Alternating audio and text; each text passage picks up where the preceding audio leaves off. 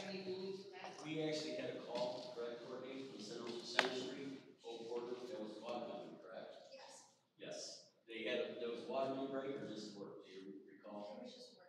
It was just work. So that must be part of what they did on the corner too, was be part of that project. So, is there anything you want to debate? Yes.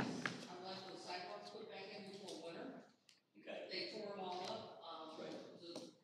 The yard they tore up, the easement and also the yard seeded and raked out, and then straw put on that too, so that we'll have grass next year. Okay, let me talk to, I'll give Roberto a call and ask them what all they have left to do out there, if they have more to do out there, and if they do, I'll ask them, you're starting pretty late in the year to need your store as you go. It's going to be very hard for those residents to do the sidewalks, so it's rock right now. Yep. And place the sidewalks, they tore them all up and. Well, I haven't gone by their list, because obviously that's the water company, but is it, all like lumpy and hilly, did they smooth it out? No, they smoothed it out, but it's still rock, so you can't really. Oh, they put stone in it. They put some stone. Okay. They have concrete. Okay. And I had a request for a couple residents over there to like the sidewalks back, because again, that's a bus stop right there where it's all tore up and it's a mess for a while, it's all flooding it. They did smooth it out, but I don't think they seeded or anything like that, so you can contact them. Okay. Yeah, I'll call her and ask him his plan is for getting that, buttoned up for winter. Okay? Also, Dan, there was a spot over on Bryant, looked like the water company or some company had been in there and disturbed We had a water main break. pavement in there. They had a water main break on Bryant Street. And when's that gonna be correct? Actually, I talked to Julie today from the water company, and I think she kind of sends out the contractors for them, and she said she was going to send it to a contractor tomorrow. Okay. And I want to make sure they square that off. That's a new road. I wanted to look, because if you see the pad, it's kind of, it looks like they just ripped it up. Okay, It so goes that's like just this. It looks nasty. I want to have them square that up real nice and make it at least look that way. They also core drilled into the driveway into the curbs too. I do not know if you noticed that. So they're going to have to fill them in too. And also, in the final walkthrough, I do want to be invited in a final walkthrough. Okay. This is my district. Yeah. I think, you asked that before, right? yes, I have. Yeah. Just want to reassure that on record. Yeah. Colin, do you have anything with the drainage, any of the issues? No, we'll be meeting tomorrow, our weekly meeting, to go over projects. We weren't able to meet last week, so we'll be meeting tomorrow. You're doing an excellent job working with that.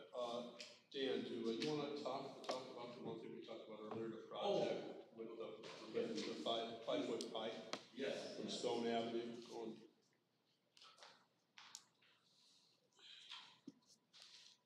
Dan had sent out an email to Mr. Williams and to myself this morning about a project that's going to be coming up, and we're not going to take any action now, but it's something you want to talk about since one of the companies is here. We took three bids.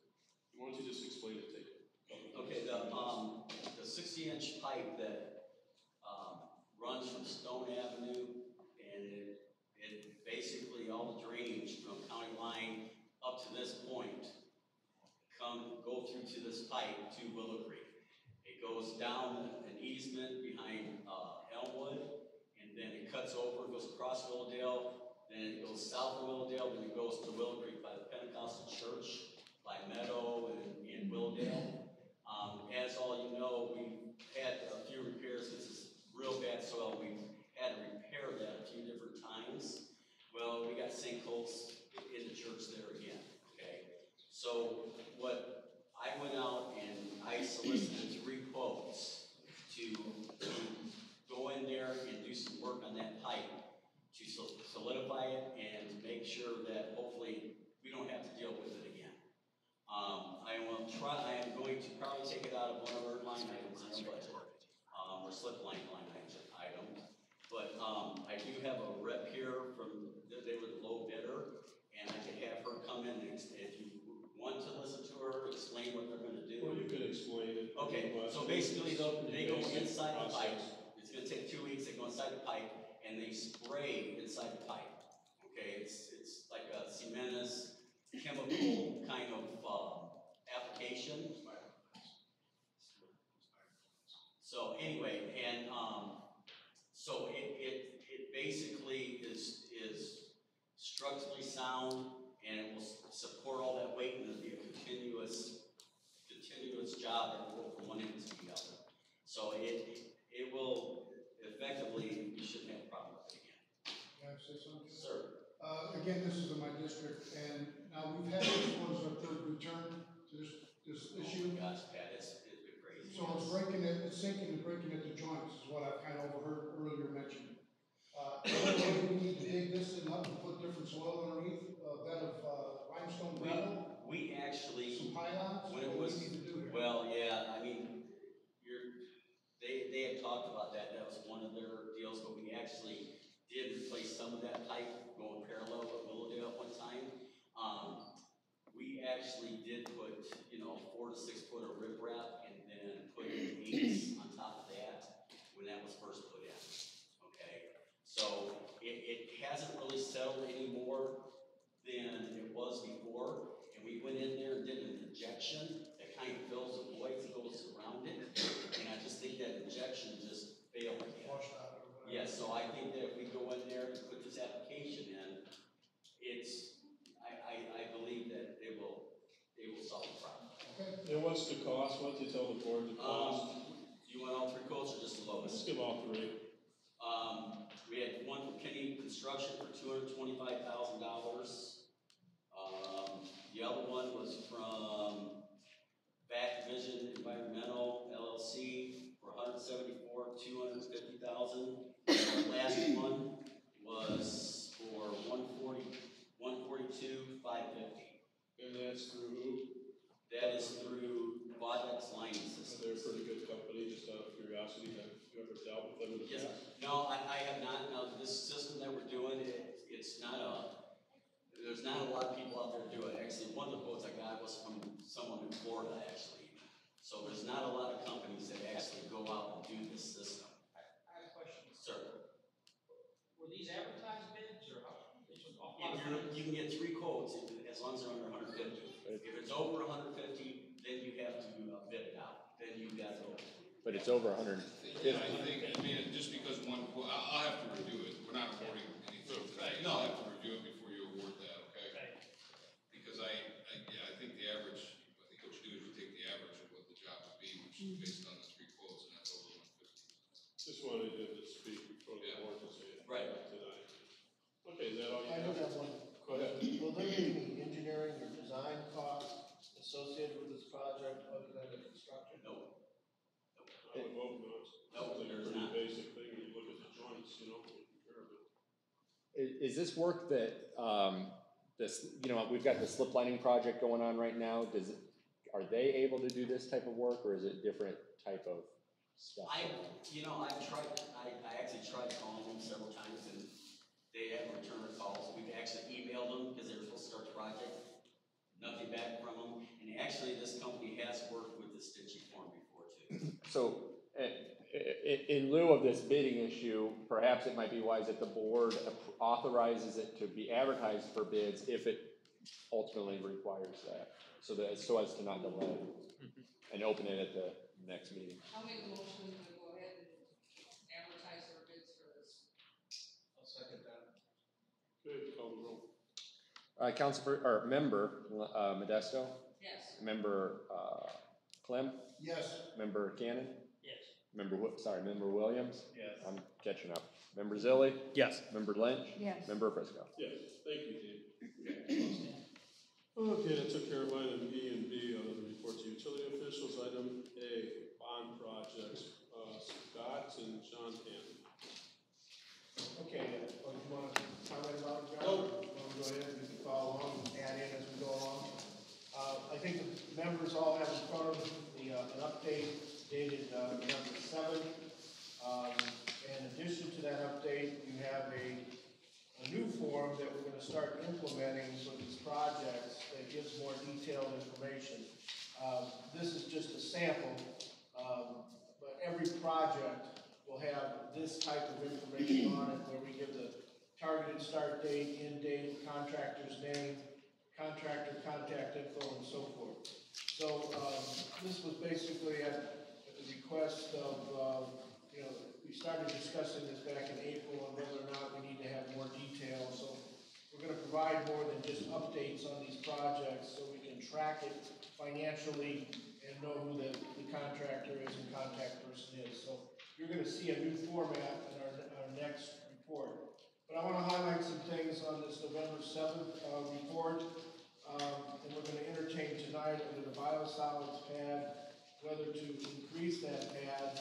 And my understanding, the increase, the dimension had changed to 370 feet by 220 feet. Is that correct? Yes. Is that number correct? Okay. Yes. Under the West Side Interceptor, project, we're still waiting for final okay from the railroad, because that bypass line is gonna affect the railroad. And as of 11/6, yesterday, there had no construction had begun. And I would just fill in that the CSX contracts came in today. Okay. I talked to Ken. I will be forwarding those to Ken for his review. It's pretty extensive. And we will be asking you for approval and action on the CSX contract at your next meeting. Next. All right, thank you. The field forces building, obviously tonight, we're opening bids, and I'm gonna award that bid in our next meeting in December. Some comments were already made by Dan on Lancer Street. There was a final walkthrough on November 1st, and a punch list has been created to put that project to bed. On the next page, and I apologize, I have an individual's name wrong there. I know Attorney Elwood met with Sandy, and she's not McDaniel anymore. Cole, thank you. I apologize for that error. And I understand you met with Mr. Higgins, Adam of SCH, to discuss the Frontier status. As we know, Frontier has been the contractor that's been holding this project up. And my understanding, Ken, you can correct me if I'm wrong, or John, that Frontier has agreed to begin work on the removing of the fiber optic trunk line. That's correct. They have agreed to do work. They've missed a couple of deadlines, so we're cautiously optimistic. Okay, all right. Parker Daniel, we've talked about that. Minor landscaping completed. I understand NIPSCO has to complete some restoration of some homeowners' property. Lindbergh, excited to say the final walkthrough took place on November 1st. Punch list has been created. Allen's has finished their landscaping. Hopefully we'll see some grass growing. I don't know if it'll happen this year, but certainly in the spring. So, finally got that project to bed.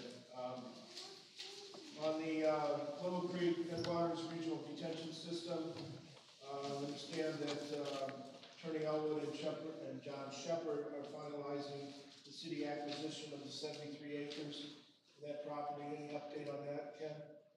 No, primarily John Shepard's handling that. I was handling the MOU. Okay. I'm available if John needs me. Oh, okay, I apologize. So what he does is he handles all the parcels, and if there's one or two that needs legal action, I get involved. All right. And we did have a meeting about a week ago with DLZ, the designer. They are completing the plans and preparing the legal descriptions for the takings. So I think the MOU is moving forward, so it looks like those two things can track together. Yeah, I think the MOU, the final MOU is on our agenda for this evening. That's correct. Dombey Road, we're gonna advertise bids. We advertised bids in October, 12/5 bid opening for the Dombey neighborhood project. Already talked about Chestnut, compost site, good news there. And I want to have Sue comment on this as well. Attorney Sikorsky has had positive progress with NIPSCO and US Steel. Looks like we're finally resolving the ownership issue. And we should be resolved by the end of the year. And I know there's more news on that. Sue, would you like to add your comments? I would just like to say that the Waste Board has been working with Randy and Steve and Dave Littleton on the compost site. They've made enormous progress. They did $62,000 worth of grinding this year to get all of that debris out of there, and they've had a screener in there to screen all the debris out, and I'm happy to say that even Valpo now is accepting, they're bringing their trucks out and taking our compost because they ran out. So the quality has gone up. We're really cleaning up the site, and it's good news to know that we are going to be able to own the site and make the changes. I did talk to Chris about that because we had moved the upgrades, the $250,000 that's in the budget, to 2019, but I'm moving it back to 2018 so that we can begin those upgrades. And I think, John, then you'll be part of that. I don't know. Yes, So, we have John McQuestion of Soil Solutions was the contractor that got us our permit. The next step would be to finalize sign drawings and proceed. so that's good news for our compost site. Very good. The So good, we're gonna have it up and running by the end of the year, same on this. it's running now. I mean, it's functioning now. It's been running, but there are some corrections to be made. There's a swale in the site that needs. Are they going to lift that up, John? Or Yeah, we're gonna fix the existing site and expand the site. yeah. So it's under our ownership now? No, the property No. ownership issue will hopefully be resolved by the end of the year. Okay. It's a dispute between the title company, NIPSCO US Steel, and the city. So why are we still over there doing work on it if we don't know for sure what's gonna happen? Wishful thinking. We're not, It's an active operational site. Yes. That's where our composting occurs now. That's where we do our composting. And we want to expand the site. We need to expand the site. Well, Liz, the city couldn't function if we didn't have that compost site because we take all of our wood debris, our brush, and our leaves. So we have to function out there. So to be clear, the current site we own, it's the expansion No. portion. Dispute is on the expansion. Yeah. Okay. Right. John, is there anything you want to add to that? No, the only thing I'd say on the biosolids is, we did get, we do have a claim, from Tiedemann. We do have their breakdown. I guess Don and I have talked about this, maybe we just cover it right now. We've got the breakdown of costs. The cost to build a pad is in the range of $25 a square foot.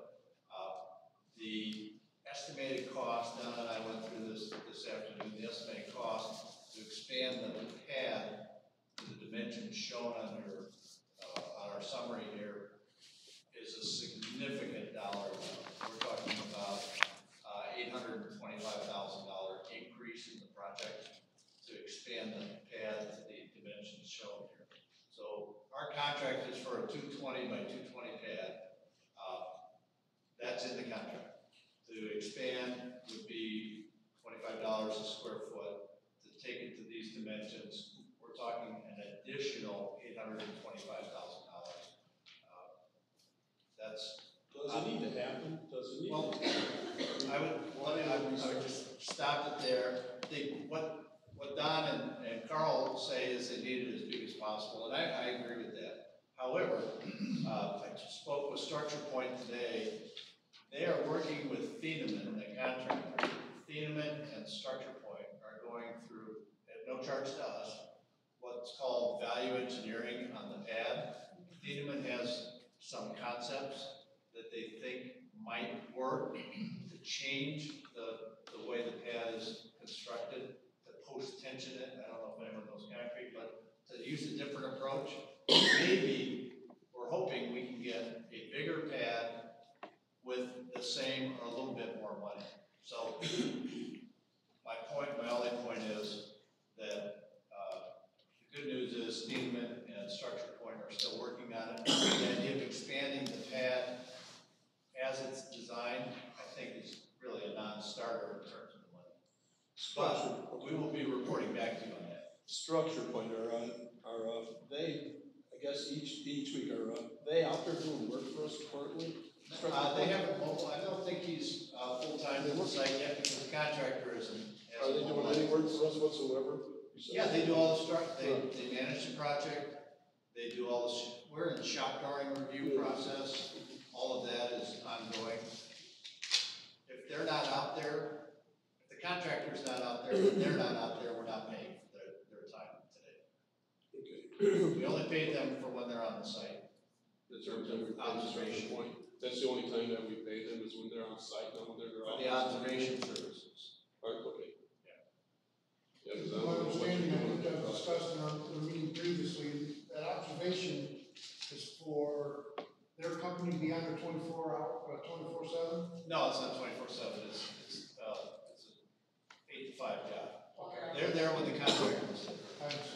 I want to report too from them, whenever they're on site during the week, I want to know what exactly they're saying. Yes, Scott has provided that form to me. I want to see what they're doing for the money we're paying them. He's provided that form to me, and that will be submitted on a weekly basis. Good. Nice. Yeah, I'll add that as a separate item. Yeah, 'cause that's important to me. We're paying them a lot of money, and we want to make sure that they're on the job site and what we're getting our dollars worth out of it. With this size pad, I'll tell you what, you could put the Bears out there, the Chicago Bears and Green Bay Packers would be playing out. Yeah, almost 2 acres. 370 Yeah. feet. Good size. All right, thank you, Scott. Excellent job, Mr. Hannon. Yes, Excellent job. thank you, gentlemen. Okay. Thank you. Budget update. Sue or Chris? yeah. anything? The budget committee met twice since we met the last time, on October the 6th and the 19th. On the 6th, we had many changes in the budget. We gave those to Chris. He has made the adjustments, and it looks like the budget is going along. We did have, during that meeting, Dave Littleton presented a very comprehensive report to us about the budget, his MS4, the employees, what their job descriptions were. It was very comprehensive. We appreciate that very much. And Don also presented that to us. Dave is looking to add some employees, but we asked Dave to wait until we had our figures a little bit more together. We have a meeting scheduled for November the 17th, and we will be finalizing our salaries at that time. So Chris, do you have anything to add to that? Yeah, and just for the boards, I know John just asked, for everyone's information, the plan is to adopt the budget at the December board meeting. Frankly, the main reason we've been holding off is to see what happens with the impervious surface fee structure that we'll be talking about tonight. That's enormous. The entire budget rests upon that. If that doesn't happen, then we're all back to square one.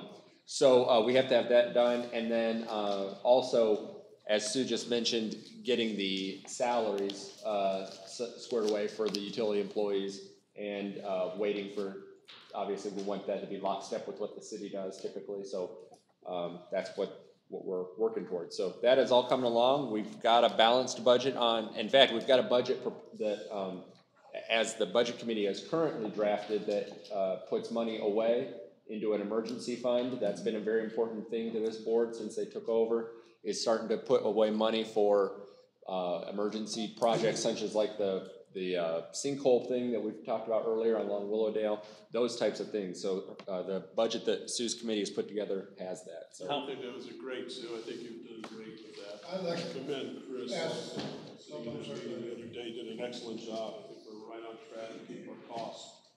The only thing I can say is that this whole board has done a great job so far on projects and everything else. I'm proud of everybody up there. We worked hard so far. Let's look at this board over in March. I'd like to talk a little bit on the manning levels for the plant. I know we have some postings up and folks are getting ready to retire. Well, those postings gotta be filled by existing employees of the bargaining unit, and we're going to be shorter, and we need to hire some folks. This is a mandated plant that's got state guidelines we must, and federal guidelines we must follow. And here quickly, we're gonna find out we're gonna be shorthanded, and we'll be violating some laws. So we are definitely gonna need to man up Don's plant with the proper manning levels. Yeah, we talked to Don at that meeting, and I think we're going in the right path, so. Yeah, good. Thank you, Chairman. Yeah. We were just waiting, Pat, to I finalize our dollars so that we could plug them in, I but understand. I know he was moving somebody into the lab, and he had an advertisement out already for a laborer, so Yeah. that position has already been posted. Well, we'll let Don talk about it. He's right here. No, wait a minute, no, Chairman, you know what? He's right next on the agenda.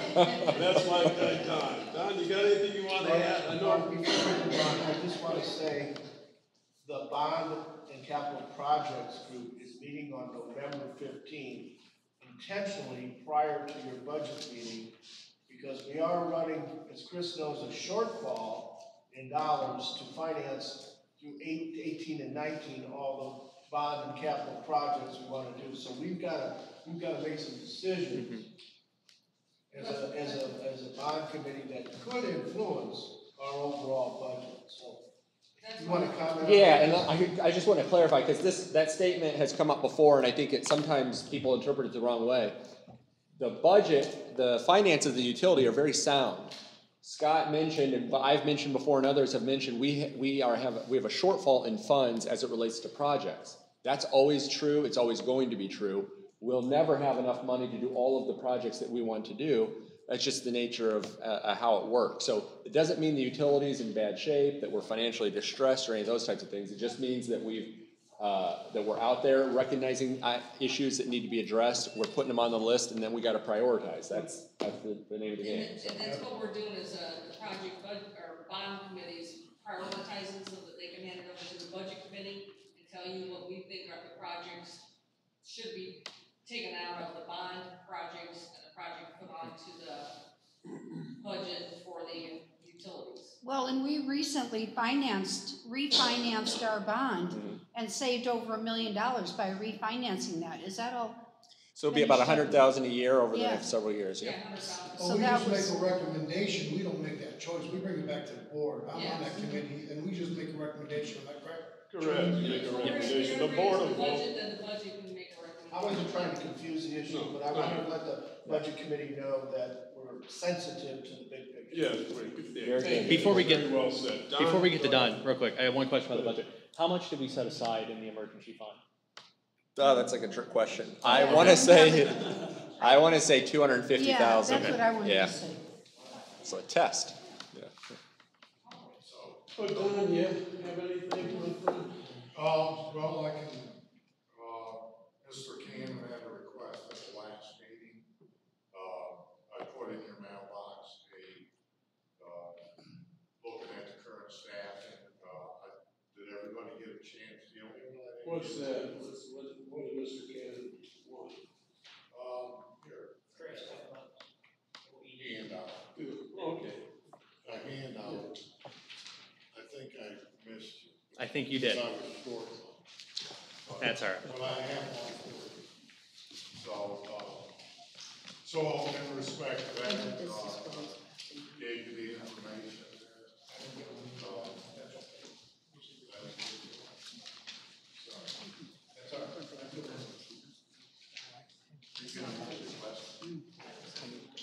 So in respect to the labor position, we will be interviewing around the 15th or the 16th with Ed Clem sitting in on the interviews. So to interview yourself, then basically do the interview? We will interview, I will interview Good. with my liaison, Matt. Can you send us the interview questions? Yeah, I haven't prepared any yet.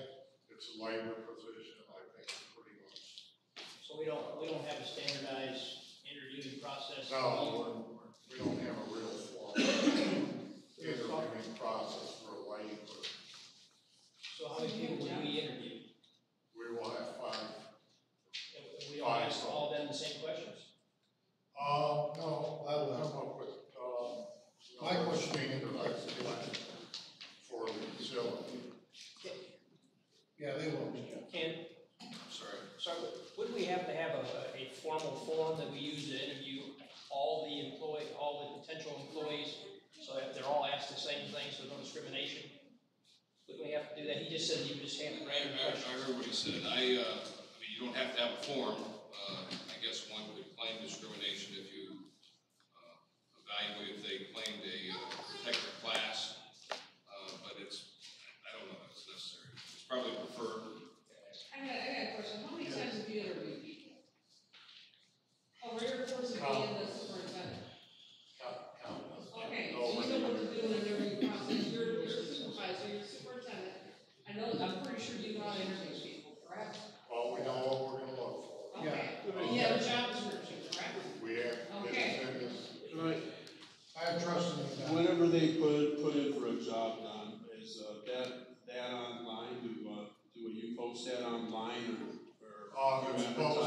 How do you advertise a job opening that's outside of the bargaining unit?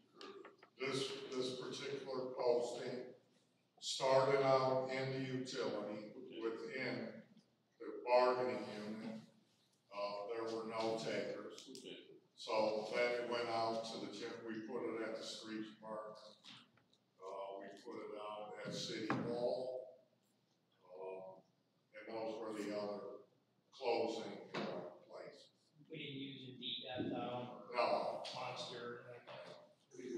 We advertise in the paper? The contract is very clear on how you post jobs. So the union steward from 150, Sean was very clear on how. Now, I think his question is when you go to the outside. Yeah. I mean, the whole idea is. No, we do not advertise. The whole idea is to try to build a pool of qualified applicants. So I don't think you can be restricted, correct me if I'm wrong, Mr. Elwood, on where you go to build that pool, as long as you follow what the contract says you need to do internally. Well, what I'm hearing is that this job is outside. It's outside the contract. It's not an existing job. This job is not a job that's gonna be filled. So you can do it You just anyway. made a statement that 5 people didn't wanna take it within the bargaining unit. You got I mean, if you were to post this on your site, your website, and on the city website, I think that would really be nice, just to post it up there, so that the public that wants to go on our website and see that there's a job. I think that would be good. And I agree with Mr. Cannon that there needs to be consistency in questions. You give a fair evaluation of who is your best choice. You need to look at the job description. You need to develop relevant, open-end questions that will give you the best individual or individuals to fill this position. So there is a process that I believe that needs to be followed in terms of good HR practices, in terms of qualified HR. But usually an application That should also be written in an application. I mean, when they fill out an application, a lot of the basic questions and so forth would be in an application process, either online. Well, I don't disagree with you, Mr. Williams, but I guess what I would say is, I don't know that a director or superintendent needs to prepare a list of questions and distribute it to the board. I don't and even get approved. say that. Oh, no, I think what he said is he has a job description, he has an application, he's done probably hundreds of interviews. Correct. And he's gonna base those questions on the job description to fill that spot. So I Well, think there is I'm gonna be not out, consistency. I'm not out to micromanage the superintendent of our department that's been there for 30 years. I just suggested. Mr. Chairman, Yes. we have like 8 more items on this agenda, and we are standing here talking something to death. I think we're okay. And that should be something that goes to a committee. It should not be talked to death in front of this whole board. So I Just go ahead think and that go the forward committee and should hire maybe. somebody, okay, and we'll work something out later, that's the wish of the board. Okay, let's move on. So that plan. So for as far as October for the plan, there were no exceeds in effluent parameters. We had no exceeds in disinfection for E. coli for the entire season, which is a tribute to the staff. Because E. coli is very sensitive. Right. And so the last thing I have is with the last couple storms, we've had a lot of grease and oil come in our facility. So we're experiencing what we call a bacteria called Nocardia. And I'll show a picture of it, and just so you're aware that these things exist out there. Green, you see the dark spot? So we're combating it with chlorine right now, which is not always the preferred method. Okay, John, you have anything else? We've got about 12 minutes left until I start a city council meeting on 13. Okay? So if you have any questions later. Okay, thank you. Business, new business, the MOU for the Willow Creek Watershed Project. Is there a motion to approve the memorandum of understanding? Ken, do you want to make a comment? Well, this is the MOU that we've discussed for a couple of months now. It's a MOU with the county. It's for a shared project. We are handling the design. Mr. Hannon's already reported on that, and the land acquisition. Mr. Williams already reported on that in his projects report. This has basically the county handling the construction phase of it up to the cost of the acquisition and design, and then be a 50-50 split after that. Pretty basic. It's a very good partnership between two governmental entities. Motion to approve. Second, all those for say aye. Aye. All those against, it passed. Item B, is there a motion to approve the Lancer Street change order number 1? Make a motion to approve the Lancer Street change order number 1. Second. Any discussion? Call the roll. Member Modesto? Yes. Member Clem? Yes. Member Williams? Yes. Member Cannon? Yes. Member Zilli? Yes. Member Lynch? Yes. Member Prisco? Yes, sub pump connection policy. John, did you do that policy? Can you give us a brief explanation?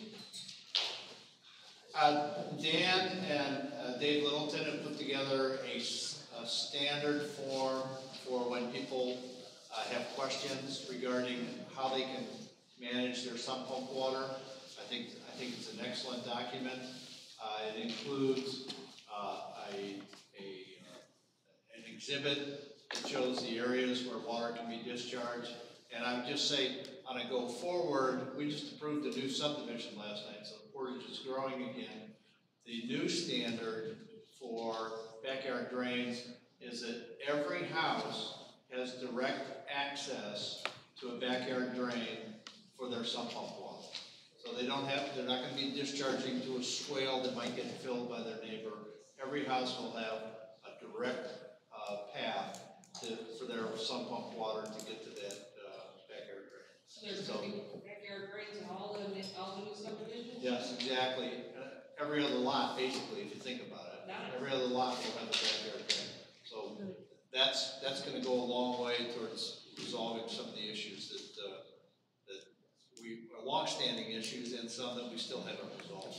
And how do we, Yeah, go sorry, ahead. how do we, I think one of the issues we'd also determined when we did this walkthrough with the sump pump issue was verification, or how we kind of police this. Do we have, I think we had talked about modifying our inspection procedure to make sure that the developer wasn't outletting, more than 10 feet, et cetera. Do we have that as well?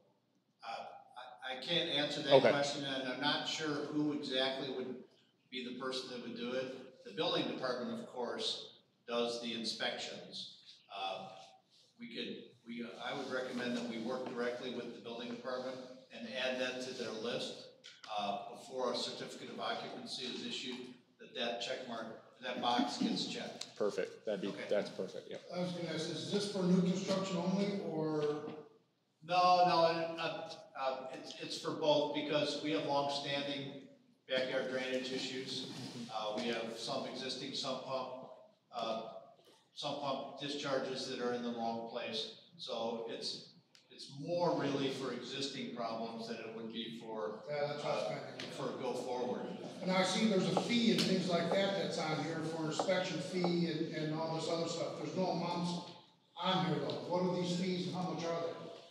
That I can, Dan?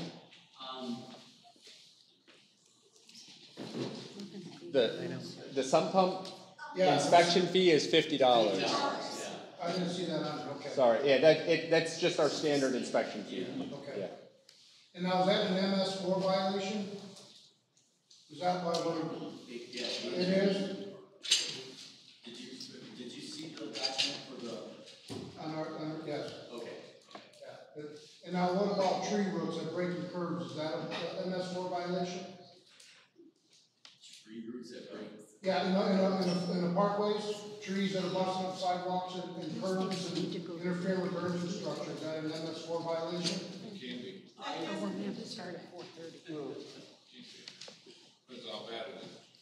It is an MS4 violation per state, am I correct? If it's interfering with, yes. If it's interfering with drainage, it would. Yes. Okay. Aesthetically, it's not, it's interfering with drainage. So just to a matter of degree, there are certainly some that are currently violated. Yeah, okay, that's why I just want to make sure we got clarification on that as well. Thank you. Okay, is there anything else with that? This connection policy, anybody else? Any questions or motion to approve? Motion to approve. Is there a second? Second. Okay, all those for say aye. Aye. Anyone against, ayes have it. Homeowner damage claim policy. Make a motion to approve homeowners claim damage policy. Second. I'd like to have comment on that. In there, it says the engineer to go out and fill out a report in timely fashion. Just as we just witnessed, timely fashion is a big window. And here we have a house flooding with water, as we just had. I think we need to put 5 days on that, to where you can get out and inspect. I think that's very fair for both parties, for John himself and the resident to make a report. How about 3 to 5 days? Within 5 days or 3? I think. Within 5 days. I think it should be done. Within 5 days, I'm okay. That's fine, okay. There's been an amendment to the policy, Mr. Elwood, can you make sure you make that change and get it to us, all right? Yes. Chris, for our Dropbox. You have to make a motion. I'll second that amendment. Okay, all those for say aye. Aye. Anyone against, the ayes have it. Open bids for field force.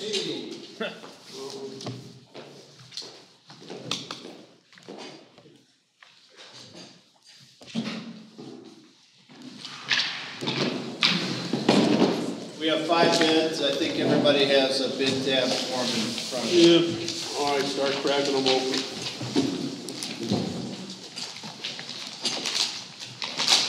You have to go fast. Right. Carson remind me of Johnny Carson, I forget what he was called back then when he opened up on. There you go. Carnac. Carson Daniels. Yeah. Larson Daniels. I knew that. I wasn't even born yet. Right. Larson Daniels, $1,305,135. How much again was that in the general? $1,305,135. $1,305,135. Assey Construction.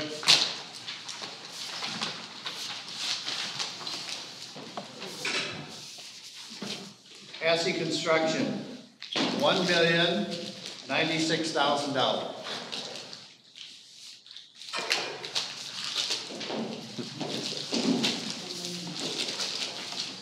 It's 96 away from budget. Yeah. Gary Up Construction.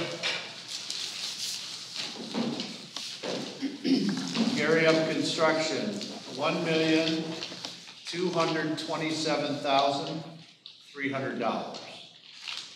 $1,227,300. Gibson Lewis.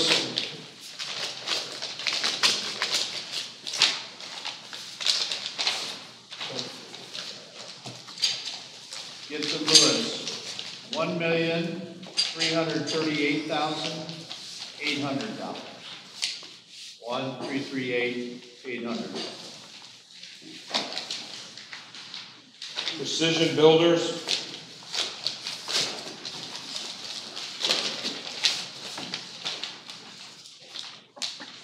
Precision Builders, $1,415,000 even. $1,415,000. Move to take them under advisement. Second. All those for say aye. Aye. Anyone against? Thank you guys. Thanks for speaking. Thank you. No, that's.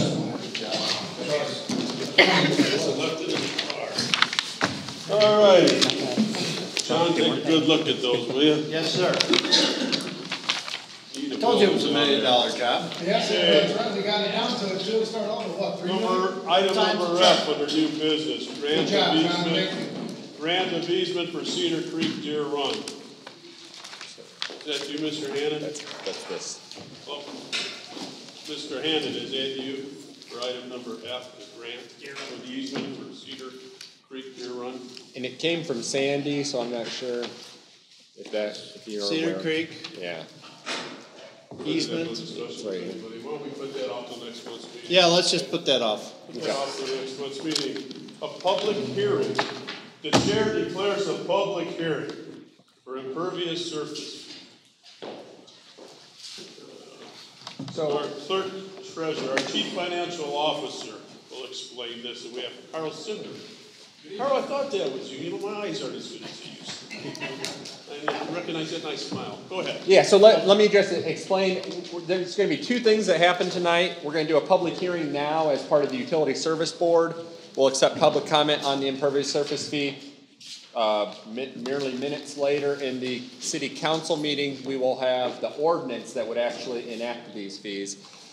Just to do as a matter of introduction, the currently you have your monthly utility bill that you get from the city, and it has your trash, your stormwater, and your sewer bill, all on for separate charges. Right now, for your stormwater, you've heard a lot of, for those of you that have been here, you've heard a lot of us talking about MS4. That's a federal mandate that we collect stormwater in a responsible manner and make sure it gets put and handled properly. This, what we are going to discuss tonight has zero impact on residential rates. We're not doing anything to the residential rates. That's unchanged. Tonight's fee modifications will only affect commercial and non-residential uses. So I just want to clarify that. No residential changes in rates. What is proposed to happen is change the way the stormwater fee is assessed. Right now, the stormwater fee is assessed based on a business's water meter size. The bigger your water meter, the more your stormwater fee. The problem with that is water meter, the water going into a business, has absolutely no relevance to the amount of stormwater that piece of property generates. A business, so what is a more reasonable and fair method of assessing stormwater fees and maintaining the stormwater system, controlling flooding, street puddles, things like that, is to assess the fee based on what's called impervious surface. We've hired a consultant, Wessler Engineering, who has used computers to map every business parcel in the city and determine the impervious surface on that parcel, which means pavement, building space, etc. And a fee structure to go along with that. So now a stormwater fee is assessed based on the amount of stormwater a particular parcel is creating. So if you think of a big box store and the very large parking lot that it has, that parking lot, because it's an impervious surface, water cannot penetrate the parking lot, it creates a lot of stormwater runoff. And as our stormwater folks will tell you that are in the audience, Dan and others, that stormwater runoff ends up becoming another person's issue. And so when you see street flooding, when you see our detention ponds overflowing, things like that, it's from stormwater runoff. So having a fee associated with the amount of stormwater runoff generated is a more equitable system. So that's the basics of it. We've done a couple things. This was first introduced last month. In between then and now, as with any big change, you kind of develop or you identify some unintended consequences. And so for the council tonight, there will be a proposal for them to modify the proposed fee structure to do a couple things. One, to provide a 66% discount for nonprofits and churches and other institutional type uses.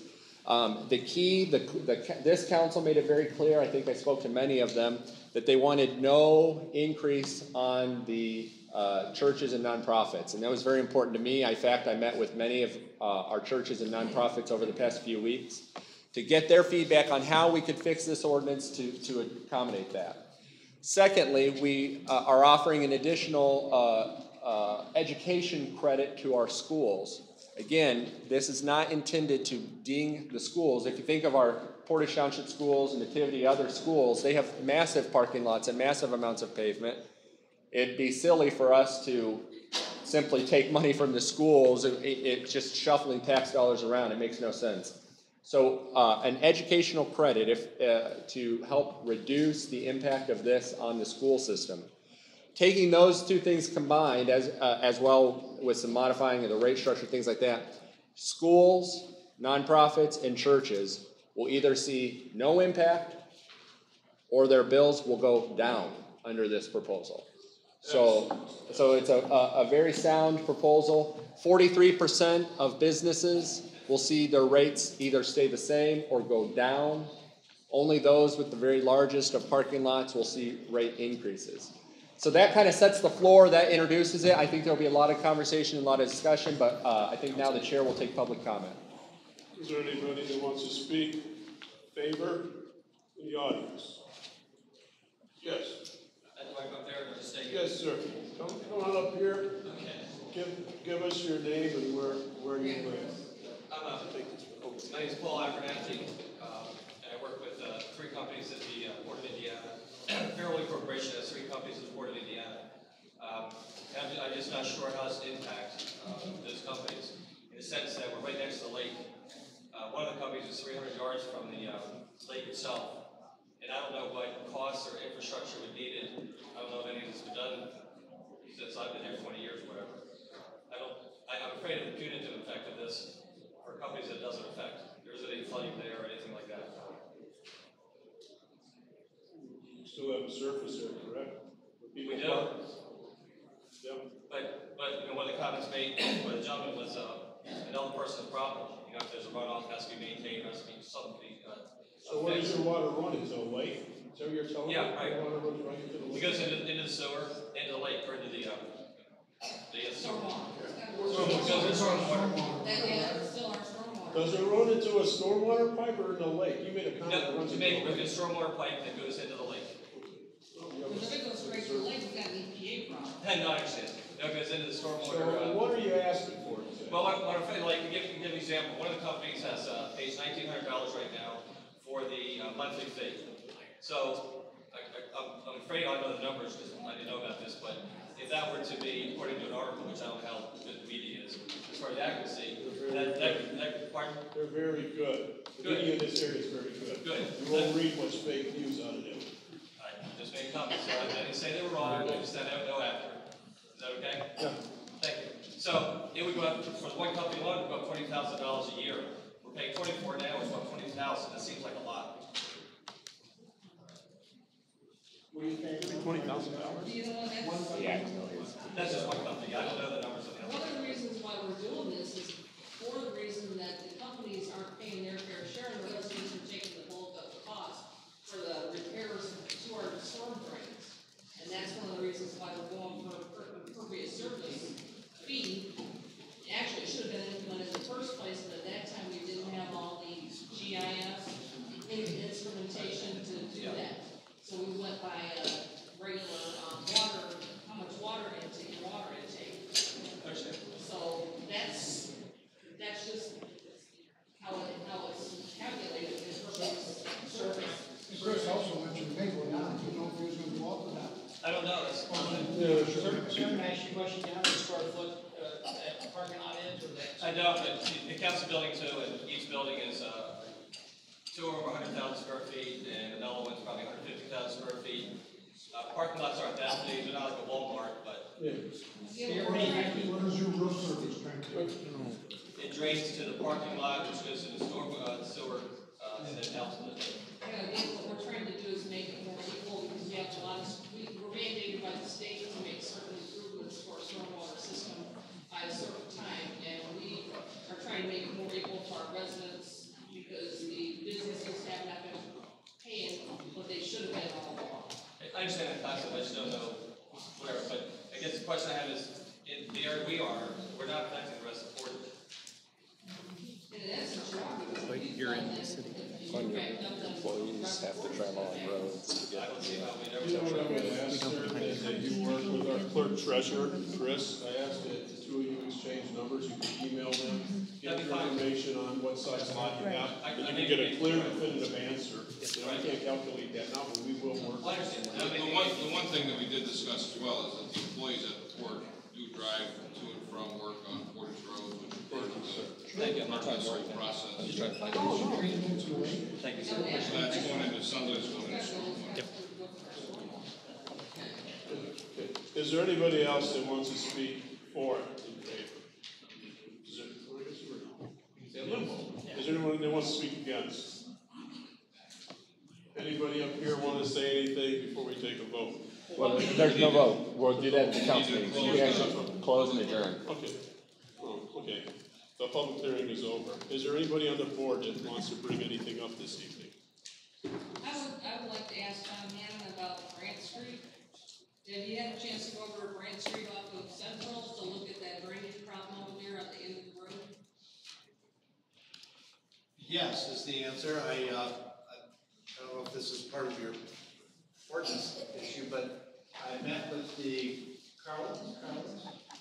Mr. Carlin, right after the significant rain that we had, and there was water standing everywhere. We are, frankly, there isn't a storm sewer within any kind of reasonable distance of his property. I was thinking that we might be able to get to a storm sewer on Mulberry when we met. I haven't found one yet that we can connect to. We do have a long-range plan for that entire neighborhood that we call the Mulberry and Brown Storm Sewer System Plan that we can talk about during our capital and projects discussions. Bottom line is there's a significant problem there. I don't have the solution yet, but I have been out there and I have met with Mr. Carlin. Will you try to come up with a solution by November 15th, or give us some suggestions as what we can do to try to correct that problem, because it's a major problem over there. I was down there when it was right after rain too. Yeah, I don't know about November 15th. How about, can you give me to your next meeting? November 15th. Do you think he's saying the next? The next utility meeting. Because we meet December 5th. Okay. Okay. Yes is the answer. I'll do my best. Is there anybody else on the board that has anything to remember? So I just want to mention to the public who's here and the board, we did, the utility office, the separate standalone utility office did close to the public November 1st. Those folks have transferred over to City Hall, so now it's one-stop shopping for all your city issues. You can pay your utility bill, do permits and all that stuff that you used to have to do across the street. It all comes across, it's now at City Hall. So you can still use the drive-up slot, the drop slot for your payments at the utility building. And then eventually we will transfer that drive up to City Hall as well. So just wanted to clarify that for everyone. Anybody else? Good job. Thanks. All right, I'd like to bring up something if the board would think about doing this tonight, maybe you can vote on it. Last month, or we're in a process, we sent back a vehicle that belonged to Joe Calhoun. It almost cost us $870-some, I believe. I don't have that number exactly, but it sat in a parking lot for 6 months. That's on its way back to Enterprise. As USB chairman and looking at costs constantly, I would like to send back the Tahoe the mayor is currently utilizing. It comes out of the USB budget, and the expedition that our economic development person is using. I just think there comes a time when you need to look at the extreme costs of vehicles. I know for years I've sat on the city council. This is my first year sitting on this board, but in the past we've had mayors that have driven cars for 4 or 5 years. If you go back 20-some years ago with our first mayor, Kenny, with Sammy, with Maletta, it just gets to the point where these vehicles, the cost of the vehicles are so lavish that a leased vehicle at a couple $100 a month, or purchasing a vehicle would be far better off. We don't need these large luxury vehicles driven in the city and outside the city. So I will make that motion. I'll second it. Is there any discussion on that? I just have a question of if you take these cars out of service, will you have something else in place for? We're the utility service board. If the city side wants to do something, they have options. I've already discussed some options with the mayor, and I've discussed options with others. There's vehicles out there that are sitting in parking lots. We have one in the park department that the superintendent was given as a take-home vehicle. She lives out in the city. It sits in this parking lot 24/7, except for maybe an hour or two a day when she does business. We have enough vehicles in the city of Portage where they can be shared and other things. It just gets to the point where we need to look as a USB board what is right and what's the fabric of Portage. So there you have it. Anybody wants to comment, go ahead. Ken, how does that work? Will we just stop paying the bill? They come get it? No, I think send it back? I'm assuming what I heard was the motion was to cancel the lease and send the vehicle back. And how much savings would that be? You know what, the savings to me is getting rid of a $80,000 Tahoe that should have been purchased in the first place. You know what, they have done, I'm not paying $900 more in the next 5 years, I'm not paying $8,000. Well, regardless. Well, how much is left on the lease, Chris? 4 years on both of them, give or take a month or two. 866. 866 a month. So And the on next one, is 700 a month? I think it's 757-ish, somewhere in there. So we're saying $1,500 a month if I send the 2 vehicles back over $1,500. I mean, I think on the last one, it'll depend on how many miles are on it. If we're over the mileage, we may have to pay some, but I mean, so that's $1,500 a month we're spending on 2 vehicles. What I'm gonna ask the treasurer to do is to get a hold of the leasing company and get these back by the end of the month, so we don't pay another month on them. I want them back out of our USB budget. I'm not transferring these to the city side, okay, I'm not playing that game. Get them out of here, get them out of Portage. Another thing I want you to do is, a lot of the vehicles in the city of Portage have 45 license plates. 45 license plates is a Lake County license plate. I want all 45 license plates off the USB, and I would make a the city motion. council on the city side. We still have a motion on the table. Yeah, we gotta vote on the We already first have a one. motion. Okay, let's go ahead and vote on the first one. I'd like to call the question on the motion on the vehicles. Okay. Sending them back. Go ahead and call Yeah. Yeah, okay, go ahead and call the roll. Member Modesto? Yes. Member Clem? Yes. Member Williams? Yes. Member Cannon? Yes. Member Zilli? Yes. Member Lynch? Yes. Member Prisco? Yes. Make a motion to, what was the motion?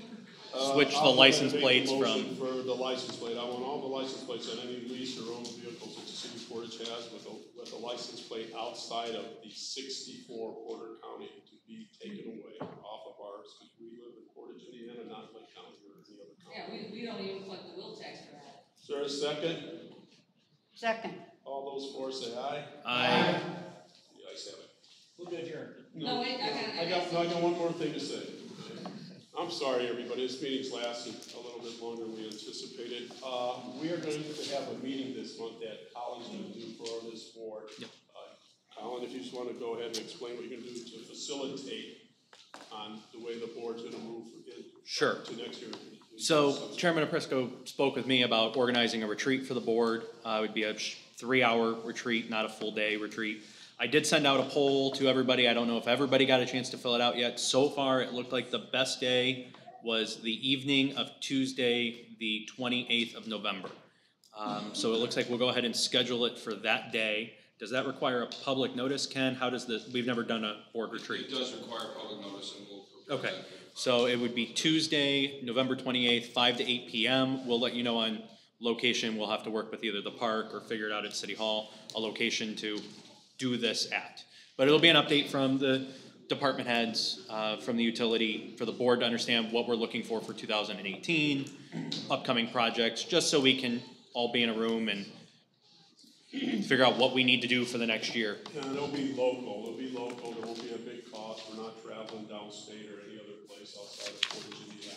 No, I was talking downstairs at here I would or like at to City Hall. recommend the community room at the police department if that was available. I can check with Chief Williams and see if I'd like that's to ask a question, Ken, does that throw us into a open door policy if we don't have a public meeting since we're all council members as well? We're advertising it. We're advertising But it. That's not what I'm asking. Well, I understand we're advertising. he already asked And you. I'm still researching that, and I was waiting for you guys to pick a date. I don't know the answer to that yet. I believe there's a possibility for a work session type thing. Either way, it's gotta be advertised, but I'll make sure. So we'll be open to the public, I'll make sure before that meeting's held that the meeting's legal. and it'll be open to the public. I'm still researching it. Well, there's no sense in advertising if it's not gonna be open to the public. I disagree. You advertise executive sessions all the time. Okay? I'll make sure the meeting's Yeah. legal. I just wanted to thank Colin, and I really trust Colin in doing this and doing a fine job. He's an excellent individual, very smart, so does an excellent job. Thanks, Colin. Thank you, Mark. Thank you, The Colin. other thing I'd like to do is to change our times we meet. Next month, I want this board to meet at 5 p.m. Yeah. I think we're getting a little stretched for time, Yep. and I apologize for those that came to city council meeting. second that. There's a second. All those in favor say aye. Aye. Anyone against? Anybody from the public wants to speak in front of the board, in front of the USB Board Utility Service. I got one thing I want to, two things I want to bring up, Mark. Hurry up, make it quick, kid. Okay, Don't get mad at me now. Okay, I want to bring up that I think that we should adopt a travel policy that the city has for the USB board and also the vehicle policy for the USB board. You make a motion? Make a motion to do that. I'll second that motion. Okay, all those for say aye. Aye. Anyone against? Okay, excellent, good job. Motion to adjourn. Second. There a second, all those in favor say aye. Aye. Okay, let's take a minute break. Is that Thank okay? you. You guys want to start into it?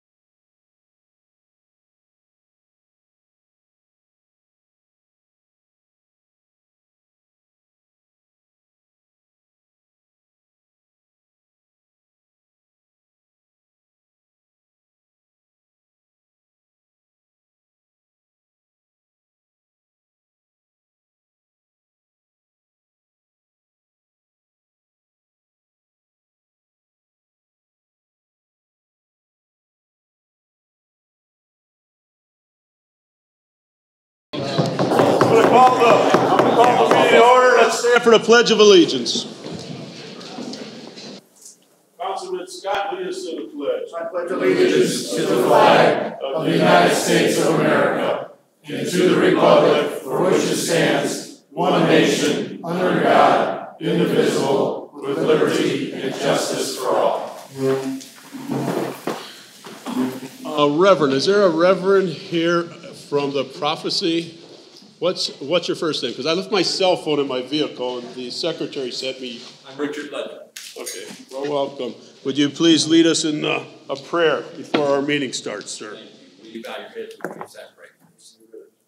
Gracious Heavenly Father, as we begin tonight, Lord, I simply want to say thank you. Thank you on behalf of all who are gathered here this evening. Thank you for the many blessings that you provide for us. Thank you for life itself. Thank you for the health to fulfill our jobs and callings. Thank you for shelter, sustenance, and friendship. Thank you for the ability to be involved in useful work and for the honor of doing that work well.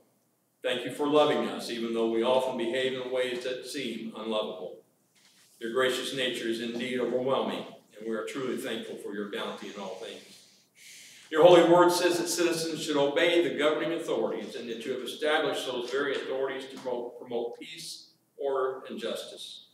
Therefore, I pray for our mayor, for the various levels of city officials, and in particular for this city council that is assembled here tonight. I'm asking that you would grant them wisdom to govern amid the conflicting interests and issues of our times. Give them a sense of the welfare and true needs of our people. Instill in them a keen thirst for justice and rightness, as well as confidence in what is good and fitting. Grant them the ability to work together in harmony, even when there is honest disagreement. Provide for them a personal peace in their lives and abundant joy in performing their tasks. And finally, I pray for the agenda set before them tonight. Please give an assurance of what would please you and what would benefit those who live and work in and around the great city of Portage. And it's in your most blessed name I pray. Amen. Amen. Thank you, Reverend. We wish you the best, too. Thank you for coming out this evening. I think it's very nice. Okay. We'll see you. Okay. The mayor is gone, I guess. He's out of town. So I am the mayor this evening, the acting mayor. As the city council, since I'm not going to wear both hats as the president of the city council, I'd like to make Councilperson Sue Lynch the city council president this evening. That way I don't get involved with a conflict with myself. So call the roll, please. Sorry. Councilperson Modesto? Here. Councilperson Clem? Here. Councilperson Williams? Here. Councilperson Cannon? Here. Councilperson Zilli? Here. Councilperson Lynch? Here. Councilperson Prisco? Yes. Is there the minutes from the previous meeting? A motion to approve the minutes from last? Make a motion to approve the minutes from the previous meeting. Second. Go ahead and call the roll. Councilperson Modesto? Yes. Councilperson Clem? Yes. Councilperson Williams? Yes. Councilperson Cannon? Here. Yes. Zilli? Yes. Councilperson Lynch? Yes. Councilperson Prisco? Yes. Communication, correspondence, announcements from the mayor. I really don't have anything to say. We just had our meeting. So I'm sorry about us being late for those out here that wanted to start this meeting early. I apologize. We had a lot of issues in the previous meeting. Receptions of petitions and memorials, there is none. The Chief Financial Secretary, Chief Financial Officer, Clerk Treasurer Stidham, do you have anything you want to report on? I don't, no. Okay, report of city officials, is the chief here, Troy? Yes. Troy Williams, Police Chief, do you care to speak? Come up and. Chief Williams, if anybody doesn't know him, he's an excellent chief of police, does an incredible job. Well, thank you. Appreciate that. How are we doing this evening? Doing good, good to see you. Good too. Just wanted to start off by letting the council know of some grants that the department was awarded, some monies that we received. So we recently received a Porter County Substance Abuse Council grant, in the amount of $7,020 for a canine. We have enough money in our canine fund to pick up some of the other costs. We've always wanted to add a second one midnights, so likely we'll be doing that here in the very near future. We received a $500 gift card from the Marina Shores, so we'll use that for necessary supplies and whatnot. We received $500 from Walmart to buy tourniquets for the officers. We were recently awarded $5,550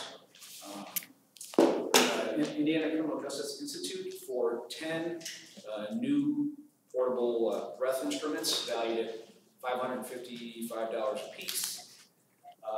We received $4,815.78 from the federal government for the bulletproof vest program, so that if we buy the vest, they give us half that money back.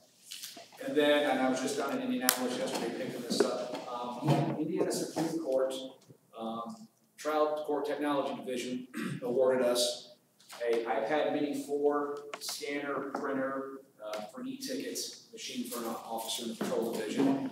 We're waiting on them to finish the app. They should have that done by the end of the year, they said. But all the equipment totaled that comes with that is roughly $1,465.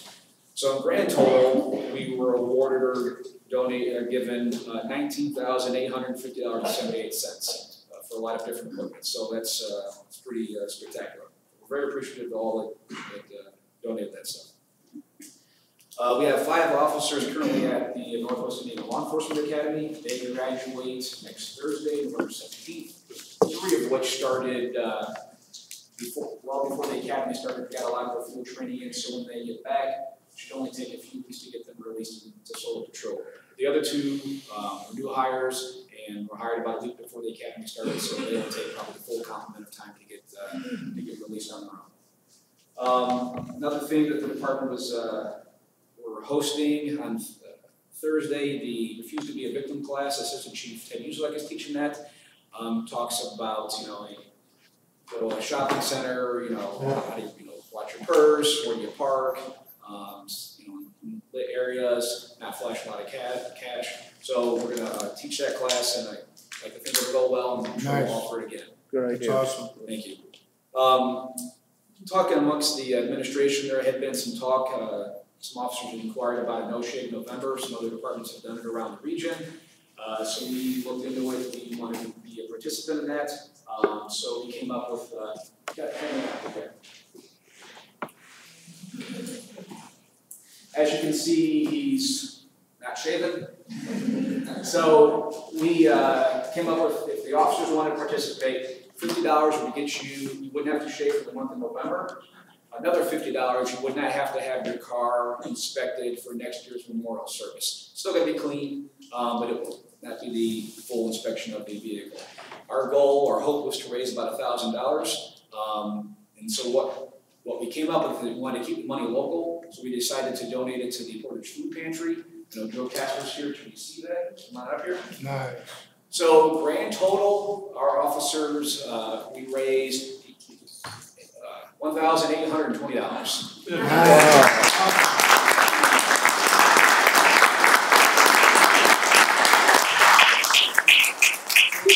We have a check for $1,720, and an officer wrote one directly to Portage Food Pantry. Excellent job. Real awesome. Good job.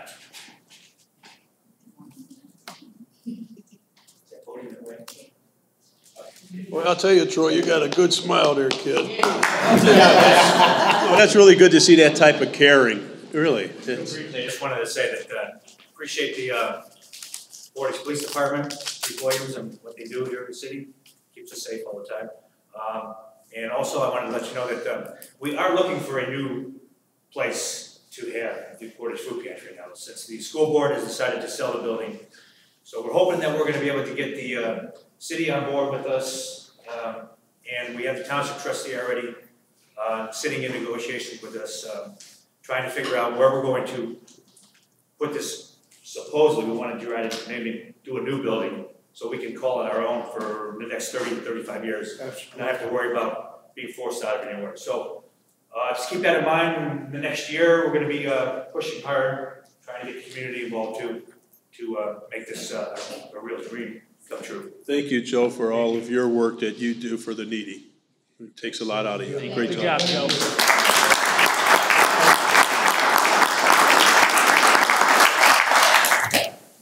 So again, very pleased with the officers' participation. As our goal was 1,000 and it was 1,820, and next year we're going to make that goal 2,000. So great that's pretty cool.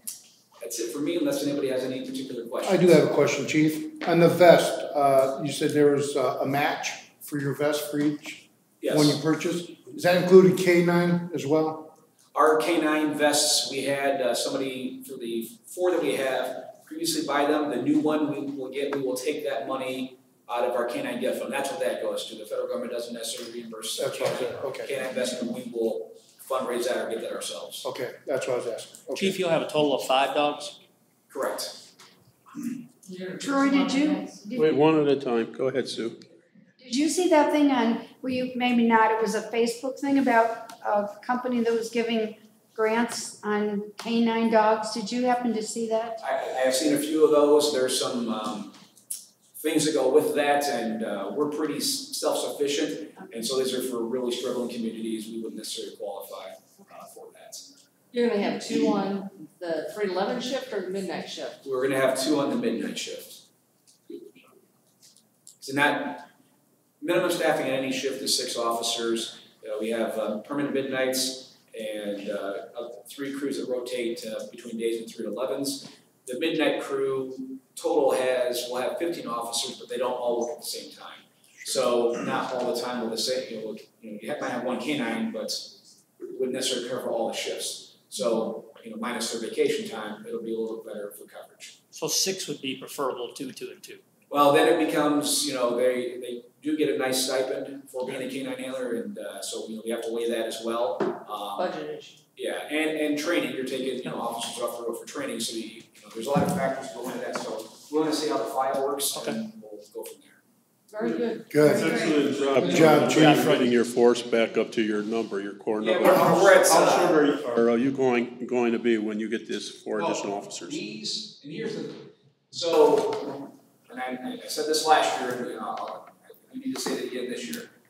Due to retirements, disabilities, injuries, people left for a couple different reasons, other local police jobs. We had not been to our full staffing for some time, well into last year and into this year. Now the 5 at the academy gives us our full complement, 67 officers. However, what we need to realize is, it's not the right way to put it, but they aren't necessarily good to us until they're released on their own. I can't use them for minimum staffing manpower because they need somebody to be training them. So when they're released on their own, then that's when we consider fully staffed. We have our full complement of people, but the patrol division will have everybody. By February of 2018, everyone should be released. So we've got 67 officers. Excellent. Thank you. Excellent. Thank you. Thanks, Chief. The parks. Jenny, are you here? Jenny Ornsberg? Would you like to come up and comment on what activities the parks are doing? Well, really, no need to run. I don't want you to trip. Just a couple of great things to announce. This year for our haunted hayride, we had record numbers again, and that was being down a tractor, and we had lines that were nearly 3 hours long of waiting. So we're going to continue next year, spread the word. It is a fundraiser for local organizations. We we've been contacted already, and we want to have more scenes and more for people to do the haunted hayride. Proud of that. Lastly, I do want to again talk about Hannah's Hope Playground. We had a ribbon cutting on October 29th. We had a couple hundred people attend. And again, one of my most proud accomplishments here, showing that the community working together, all the departments of the city, hundreds of volunteers. Thank you, Councilman Zilli. Thank you, Councilman Cannon, for being a part of that project. I think it's something you could be really proud of. We're not done with it. We're going to install signage and seating, and it's going to be featured in an article of the Indiana Park and Rec Association, their next magazine, which goes to the entire state of Indiana. Excellent. And we'll be pursuing some awards, hopefully, for the playground, because we're so proud of it, and word's getting out about it, and something to be really proud of. So. Thank you. No. Jenny, I want to say that I've gotten so many compliments on the trunk or treat this year. They said it was so highly organized. There were people complaining last year because they had to wait, and they said it was kind of a scramble. They said it was extreme opposite this year. It was really good. Amanda Lakey, she just did a great job with it this year, and the team of people involved. And again, the flow, they really took some time and looked at the flow of people, and I know it was a little cramped with the fencing around the playground, but now it's open and free for that. And again, having everyone's support is really helpful with that event. I was there just at the beginning, and the line was from the start of the square all the way to the mall. And when I left at 6, the line was still all the way to the mall, and that's with people wrapped around the square. It was a fantastic event. It really is. I mean, just like I said, being in line here at the haunted hayride with over 3,500 people, everyone was really just happy and excited to be a part of it. Was really proud of it, and I think that you felt the same way with the trunk or treat. With Hannah's Hope, I tell you what, that was excellent, and I want to thank John. I want to thank Colin, because when that was going on, I had my vehicle. I was driving through there so many places, and I ran into Councilman Zilli. He was moving a bunch of equipment. Said, "Mark, you got to move out of the way." I'll tell you what, where to go. But it's really nice, though, just like you made the comment, that everybody in the city, from all groups, whether it be the street department, the utilities, fire department, police department, I mean, everybody was just in there to give a hand for a really good cause. I mean, we do a lot for the residents. Our goal is service, and when we go beyond that and do something like Hannah's Hope, that just really takes it. Just that extra step, you know? They say it gets that 100% plus. I mean, that's excellent. Excellent job. I think we have to give a lot of credit to Hannah's Hope Foundation too. I mean, that foundation's their workhorses. Yeah, they raised $250,000. All the corporations that help, like Proxair. I ran into a friend of mine from Proxair. Chevrolet, yeah. NIPSCO, I think NIPSCO gave a big chunk too. So, and like I said, we're not done, so you'll still see them out there doing fundraisers because we still want to continue to support the playground. Oh, that's awesome. Right. That's awesome. Okay. Anybody else have anything for our superintendent of the parks? Anybody else? Jen, thanks for coming up. Excellent. Okay. Thank you, Jenny. How about the street department? I don't know if, Randy Reeder, good. Let's talk about if you're ready for leaves and if you're ready for snow. Yeah, who's ever visited our compost site? Who has? Have you been up there lately? No. It looks absolutely phenomenal. We went through several years, I'm gonna get back to that. Several years of compost up there, and there was also, years ago, they used to dump on Old Porter, the leaves, and there's a huge pile over there. I estimated probably about 4,000 cubic yards, just on Old Porter. And we rented a screener, actually utilities did, we partnered with them, and we manned it, and our operators fed it for a good month. We were up at Old Porter for a couple of weeks, and we cleaned that site completely off of all that. And we were able to go through all that compost up there, clean it up. Valparaiso came and got several truckloads. We hauled, we have a huge pile up at the street department on the backside, and we've been giving it away for free for residents, and they just absolutely love this stuff. But we took that machine and took it up, transported it up to our compost site, and cleaned up. Going back about 4 or 5 years, the compost that was up there. And, we went through all that, got rid of a lot of the debris up there and Nice. everything, so it's. Does look good. It's ready for its transformation of what you guys spoke about in Sure. utilities. So, but, I'm really proud of that site. Good. Excellent. It's absolutely fantastic. So, the street department did have a part in Hanasopi. The street department alone hauled about 1,000 tons of rock into that base for Hanasopi there. The guardrail for Olson Park showed up today. Yes. So, we will be, doing locates and stuff like that, and then that comes to leaf season. Most of the leaves are still in the trees right now, and I cannot predict when they're gonna come down, but we're running right now about 2 to 3 leaf acts on schedule every day, and we're keeping up with all the arounds and stuff like that, so. I have a question for you on that, Mr. Reader.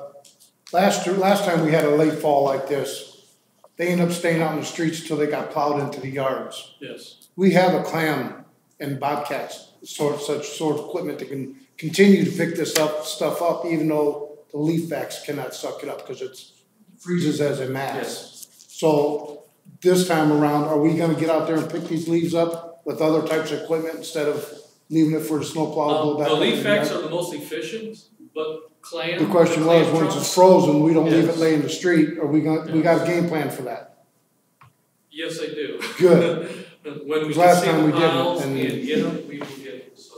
Thank you. You guys do an excellent job picking up leaves for the 20-plus years. I know, and sometimes with the season, it's just tough. Sure. I mean, I don't expect us to go out there and spend hundreds of thousands of dollars or 20, 30,000 extra dollars. I mean, just do the best we can, like that. But we can't leave masses of little chunks of leaves piles frozen in the yard, in the streets neither, I don't We think. will do it we haven't efficient. had I'm sorry, what's that? We will do it Thank you. efficient as we can to get those. I know you. I gotta say, you're doing a great job, but we haven't had a frost for this year yet, so, well, I think we had one, Friday night? This Thursday's supposed to dip down into the 20s. Okay, but it's late. So I say it's coming and we need to be prepared for it, instead of just leaving it lay in the street like we did But last after year. that frost, I'm predicting a lot of the leaves will fall.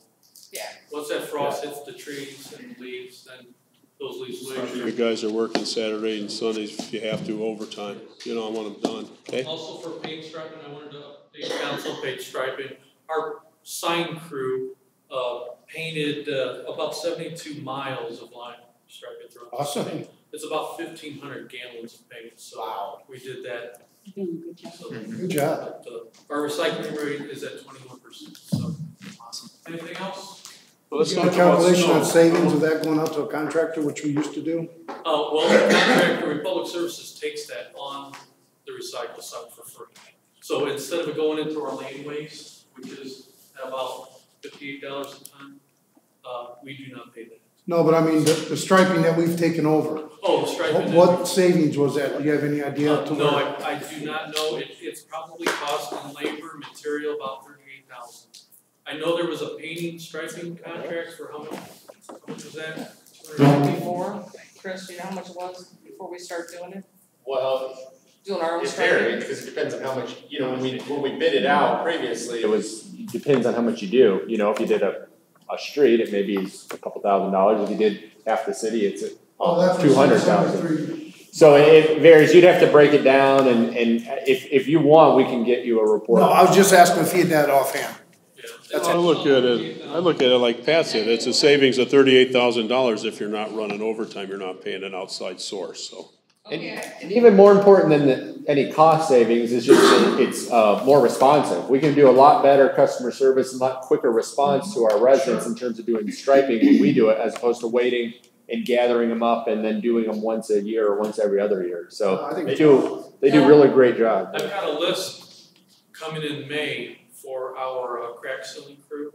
So I want to start that early as possible. We need temperatures of 50 and Do you have a list currently? Did you have a list now? Well, actually, It would be- work with the community development and the streets that were getting paid the year before, we will start crack sealing. Well, get us a list to the city council. As a matter of fact, whenever you start, it'd be nice if you came and spoke, just like you are now, so you can let us know that it's gonna start to happen and what your anticipation is. You said May, right? In May, yeah. So I wanted to build off what Chris said with striping. I called Steve, this was a couple weeks ago. Loot Road has been really bad west of Willow Creek. they had it done within a week and everything was striped. Nice. So now it's restriped all the way down Lou. They got it done within a week. So that just shows that us doing it, it's been much more responsive. Oh, sure. Our bike paths across major roadways, we striped. Yep. So I don't know if you've noticed any of those. Yeah, I've seen the spot, yeah. very good. Yeah. Yeah, I also wanna commend you for getting the stickers on most of the city trucks, and I wanted to ask you. So they're all of us. Every one of them are? Yeah. Okay, Pretty quick. good job. How about the They snow, look good. how about the snow plows? How are we setting with snow plows in the city? How many, We got about 5 right now that are completely ready. what size vehicles are we talking Those are about? the big ones. Okay, Those are yeah. our main axle. How many do we have? Oh, we have 12. You have 5 ready? Yes, we have 5 ready right now. So Just for the public to know, whenever we have a snowfall, if you wanna let the public know the amount of vehicles we have out of the large ones, how many do you usually take out on the street? It depends on our snowfall. Let's say you have 6 inches. We have 6 inches, I'll deploy those. Okay, are we okay with all the equipment and everything going Yes. forward? Yes. All right, good. And the other 7, they need Right repair? now, the What's the spreaders are status? set. The spreaders are set inside the beds, and we're just waiting for the mechanics to Okay. hook up the hoses. But they're operable, they're ready to Yes. run, they're, okay. Good. Anybody have anything else for Mr. Reader? I'll just go back, do we own Bobcats or not? Bobcats, we, actually, utility services owns. Is that, okay, that's what I was wanting to know, we had some, I The just didn't drainage know. crew, has 2 of them. Yeah, that's what, okay. Sure. I knew we had some, I just didn't know what department. That's fine. Randy, don't pick up leaves in my district with a bobcat, cause I don't want the grass for it. No. Thanks, Randy, you do a great job. Thank you. Thank you very much. Is Andy here this evening from the Economic Development Group, or our development guy? No? Okay. That leaves one nice individual that I'd like to come up here, our fire chief, Mr. Tom Pfeiffer. I saved, well, tonight at least I'll say this, I don't want Troy arresting me, the best for last. Troy, don't arrest me. Okay. Go ahead, Chief Pfeiffer. So I have just a presentation that we want to talk about tonight. Can everybody hear me okay? Why don't you face everybody if you have to? Yeah, why don't you face everybody? And you know what? I'm going to sit in the audience because I want to hear you. All right, well, I'll talk loud. Oh, talk loud? Okay. Yeah. So, long before the city became a city and we had the fire service, the career department that we run today, there was a group of gentlemen that took care of the city much the way we do today, but they were volunteers. They responded from home, and they took care of the fire service for the city. They really haven't been recognized much because a lot of the things we do today are all along the lines of the career union guys that we have today. The Historical Society and Councilperson Williams and his family have worked really hard to put this together, and we're going to hang this plaque at the new station. Several of those guys are here. If you were a firefighter before the city was established, can you stand up, or you're a family of a firefighter? Because there's not many of those guys left. Because of what was the year on that? What was the year on that? 1954. Here, so let's stand up and give these fine people a applause.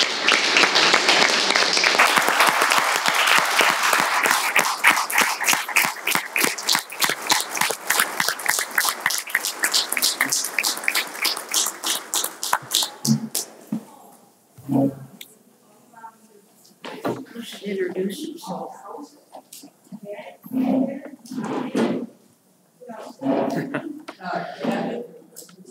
Yeah, so back then, there weren't, as she was saying, back then there wasn't the paging system, it was a phone call. And if I'm not mistaken, when the phone rang for a fire run, it was a ring. It didn't ring like phone rings, it just rang until they picked up, correct? No, it wasn't regular phone, was it? Yeah, just 5 people that had. Just 5 guys, right. Close to the fire. So on this plaque is the 25 or 24 original folks who did fire service for the city of Portage, and that's these folks here. So this will be hung at the fire station, the new station, for people to come in and see. and realize, you know, we talk about Portage turning 50 this year, and that was the city, and there's a long, rich history of Portage well before that. So to you guys, thank you. I know a lot of those members actually became career firefighters. As I looked at this list the other day, I was like, that guy worked here and that guy worked here, so the tradition carried through. So thank you, because it wasn't for you guys, and there wouldn't be guys like me. So thank you. Yeah, Thank you.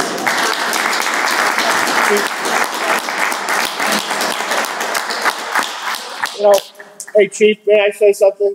Yes. Actually, the credit for this project needs to go to my wife. This was her idea, on her dime, to put this together to recognize these volunteers. So it had nothing to do with Scott Williams, it had everything to do with Vicki Williams.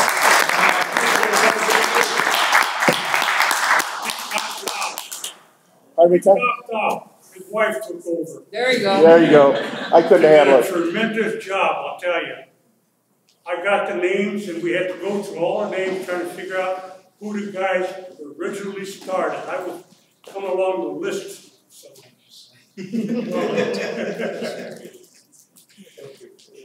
Mrs. Williams took care of the whole work. She got this thing. She had someone come up to make a plaque for us. And you know, I really appreciate it very much. It took me a few years to try to get this thing together. She took over overnight. Don't say anything about we're not having any power, boy. They have the power over us. Thank you. Thank you. You're welcome.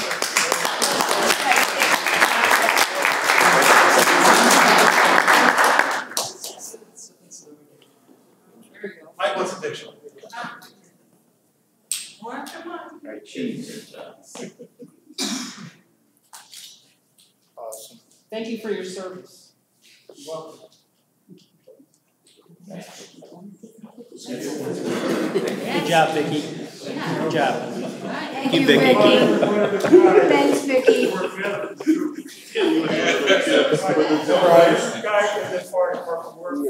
That's awesome.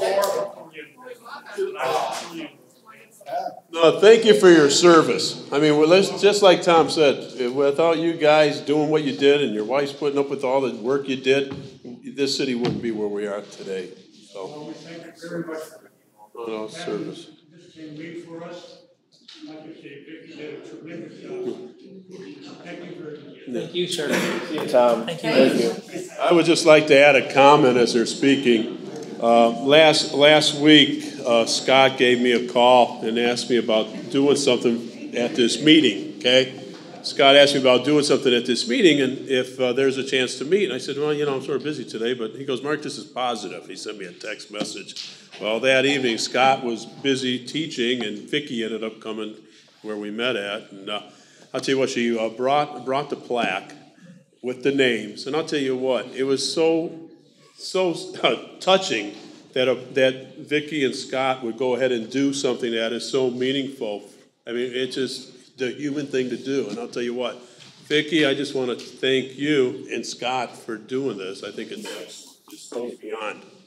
Yeah, I mean, so the city is sprouted, right? Yeah. There's a rich history well before the city. Yeah, it is. It is.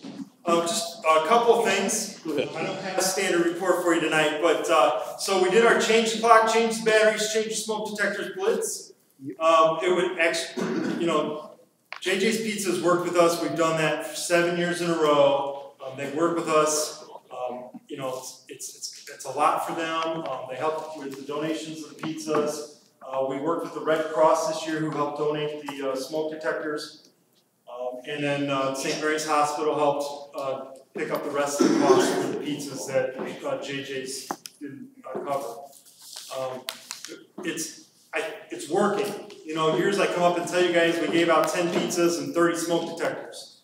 Well, this year we gave out 20 pizzas and we only gave out 3 smoke detectors. Good. That's good. So, you know, we've had that program for 17 years, and if you live in the city and you don't have a smoke detector, call us.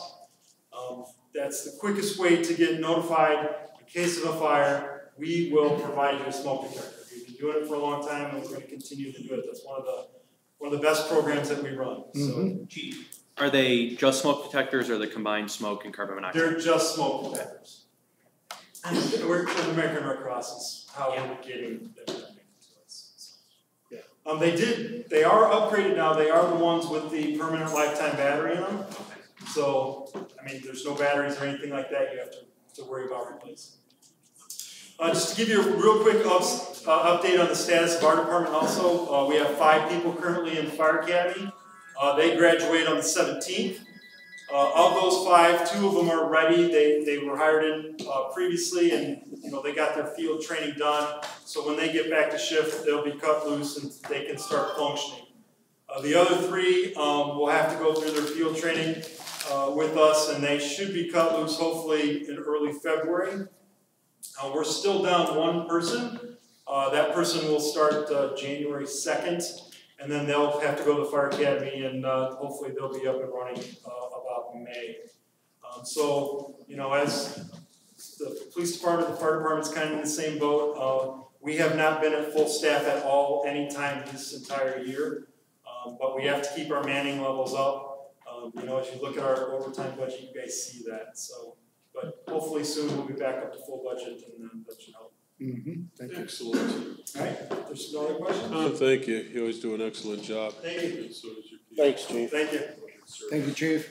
And I'll talk to Troy about being the best as we sit there. At least for tonight you are, okay, for the presentation. I think 11 months out of the year, I'll agree with Troy's opinion. That's all good. Anybody on the city council want to bring up anything for your boards you're on, committees? I do. Our standing committee is strategic planning committee. We've invited Sue Lynch to join that committee for a special project we're working on, the city hall discussions, as well as we'll have that our next meeting November 16th at 6 o'clock in the conference room, City Hall. And also on that agenda is a comprehensive plan for sidewalks that connect parks and schools and trails. That's our parks, schools, and trails. Correct.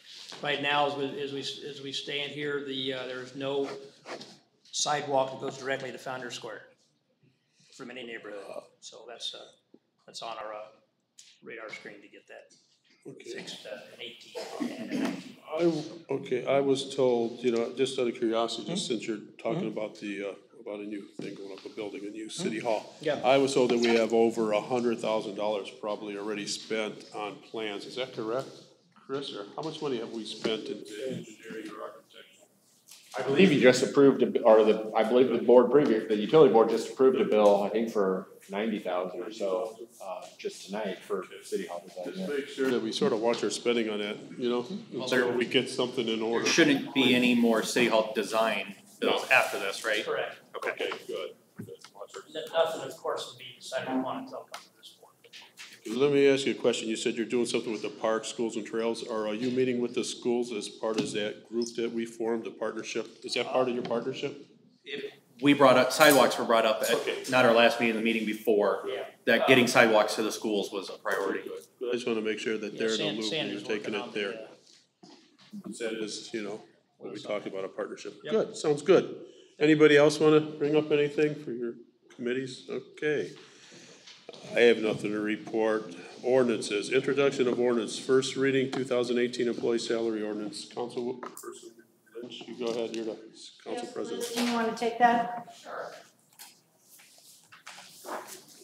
What I like to say is that the mayor of the city of Portage submits actually the salary ordinance to the city council, and it's up to the city council to pass, adopt it as written or to amend it.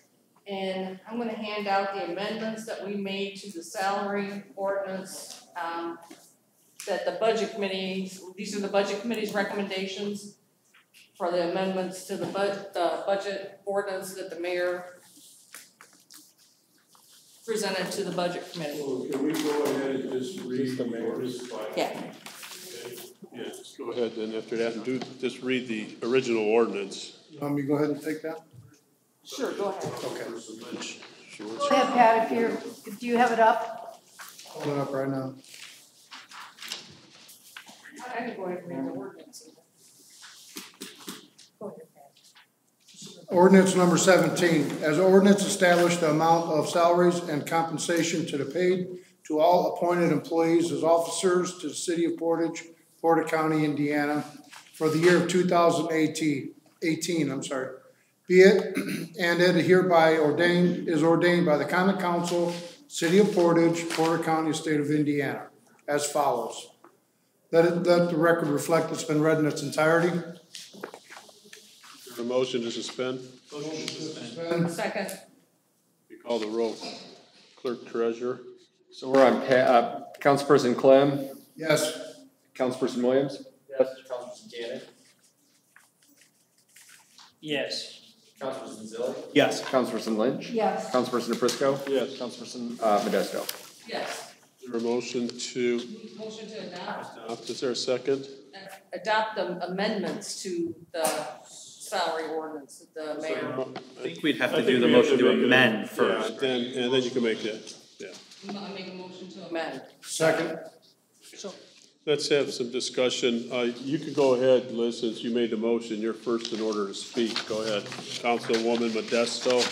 If you look at the amendments, the highlighted area, the highlighted in yellow are the ones that the mayor proposed. As far as the changes that we're gonna keep, those are the changes that we're gonna keep the same as last year. The rest are all changed to reflect the mayor's salary ordinance. So the only ones effective are the very first page of the salary ordinance. And the other ones are basically contract changes that have been negotiated. Some of the clerks below, those salaries have changed as far as office professional and support staff. The highlighted ones again are the ones that we are changed, the budget committee is recommended to change. Then can you read that then into your amendments so that we have that as part of this? And then also, can I ask you a question? Mm-hmm. Budget Chairman Modesto, I see under the Park Department, I don't see a superintendent or an assistant superintendent.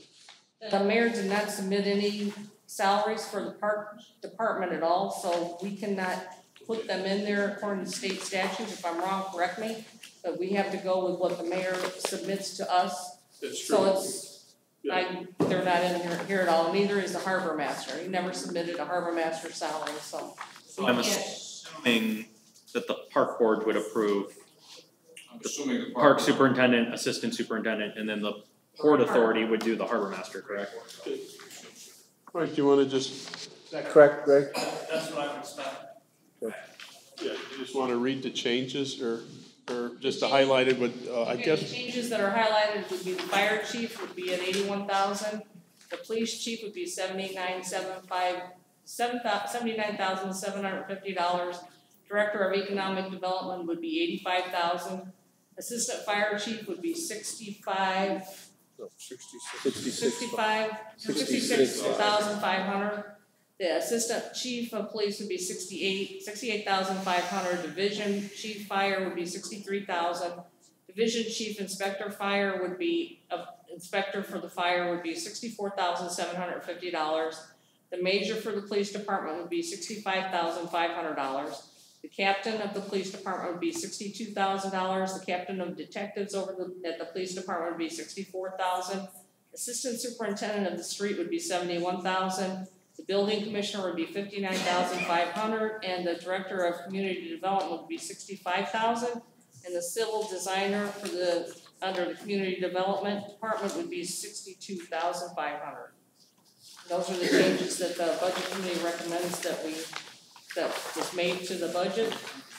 Okay, there's been a motion, a second. Is there anyone else who wants to discuss this? Yes. Go ahead. So the mayor's original, make sure we know these are maximum annual salaries. It's not what that could be less than that now. The current police chief or fire chief or assistant chief could be making less than that now. This is the maximum annual salary, correct? Correct. Okay. And what was submitted, I believe, today and not Thursday on our deadline for an ordinance was considerably different than this.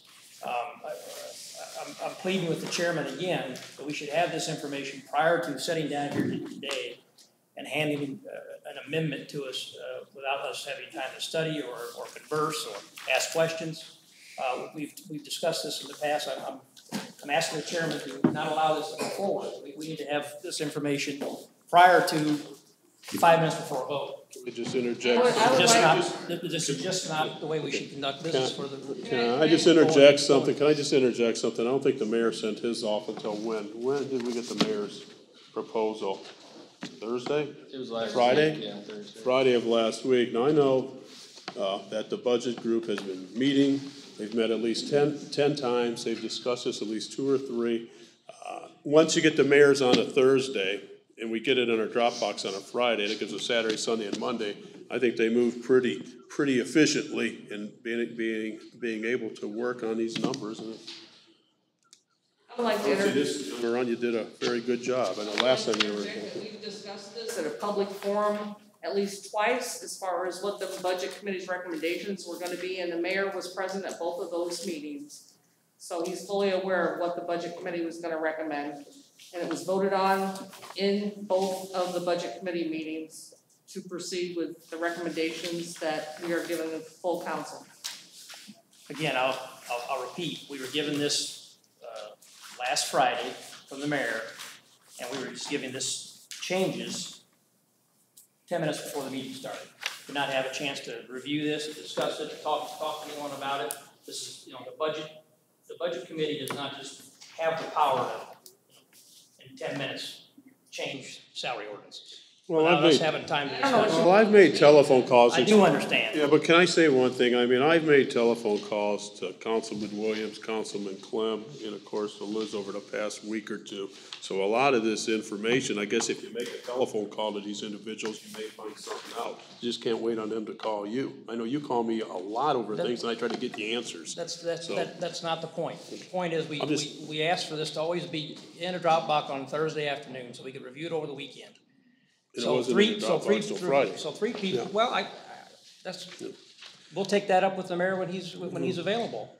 But, we asked for this to be in Dropbox on Thursday, so we could review all ordinances. The mayor's salary ordinance was an amendment to the mayor's salary ordinance. That's correct. Yeah, they didn't get it till. You can't present an amendment before a meeting. Exactly.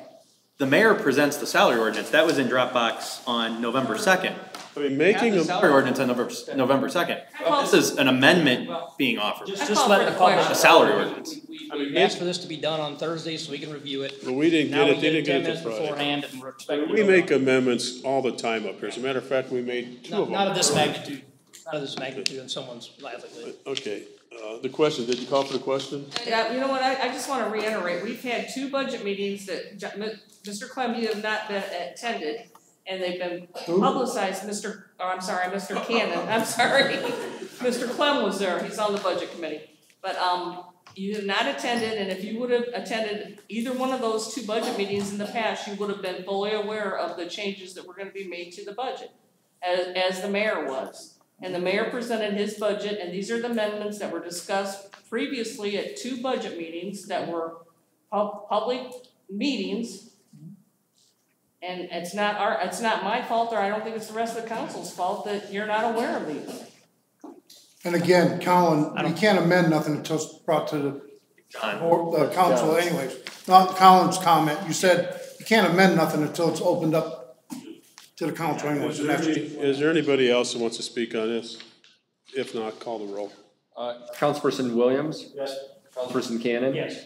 Councilperson Zilli? Yes. Councilperson Lynch? Yes. Councilperson Modesto? Yes. Councilperson Clem? Yes. Councilperson Briscoe? Yes, 2008. That was the amendment. That was to amend. No, we need a motion to approve. Okay, is there a motion to approve? Motion to approve. Second. Okay, call the roll. Councilperson Cannon? Yes. Councilperson Zilli? Yes. Councilperson Lynch? Yes. Councilperson Modesto? Yes. Councilperson Clem? Yes. Councilperson Williams? Yes. Councilperson Briscoe? Yes. 2018 elected official salary ordinance. Councilwoman Lynch? Yes. Scott, do you want to read that, please? Sure. Ordinance number 17. An ordinance establishing the salaries of the elected city officials of the city of Portage, Porter County, Indiana for the year 2018. Be it, and it hereby is ordained by the Common Council of the city of Portage, Porter County, Indiana as follows. Section 1, ordinance 16-14 is hereby repealed in its entirety. Section 2, that from this first pay date in January of 2018 to the last pay date in December of 2018, the salary and pay schedule for the elected officers of the city of Portage, Porter County, Indiana, be fixed as follows. Mayor, $83,400, what is that? 66. Thank you, $66.23.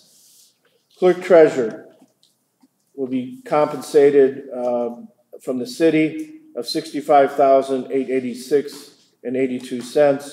From the utility, $10,000 for a total of $75,886.82.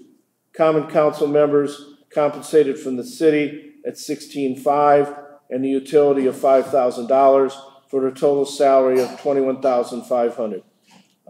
Let the record reflect that this ordinance has been read in its entirety. Is there a motion on the Motion to floor to suspend. Second. Okay, call the roll, please. Councilperson Zilli. Yes. Councilperson Lynch. Yes. Councilperson Modesto. Yes. Councilperson Clem. Yes. Councilperson Williams. Yes. Councilperson Keenan. No. Councilperson Briscoe. Yes.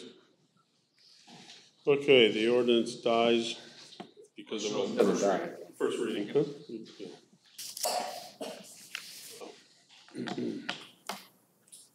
Impervious surface stormwater fees. Council President Would you Lynch. like to read that, please? Let me get it up here, dear.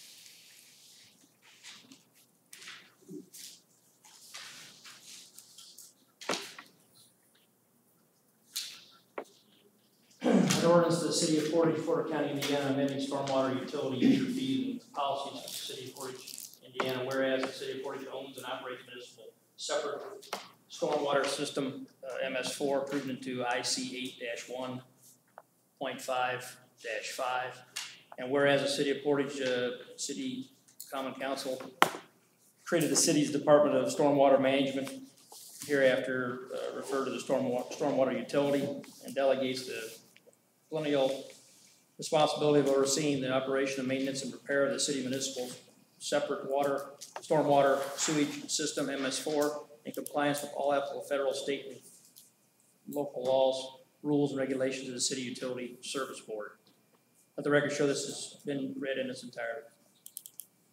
Is there a motion? Motion to suspend. Is there a second? Second. Call the roll, please. Sorry.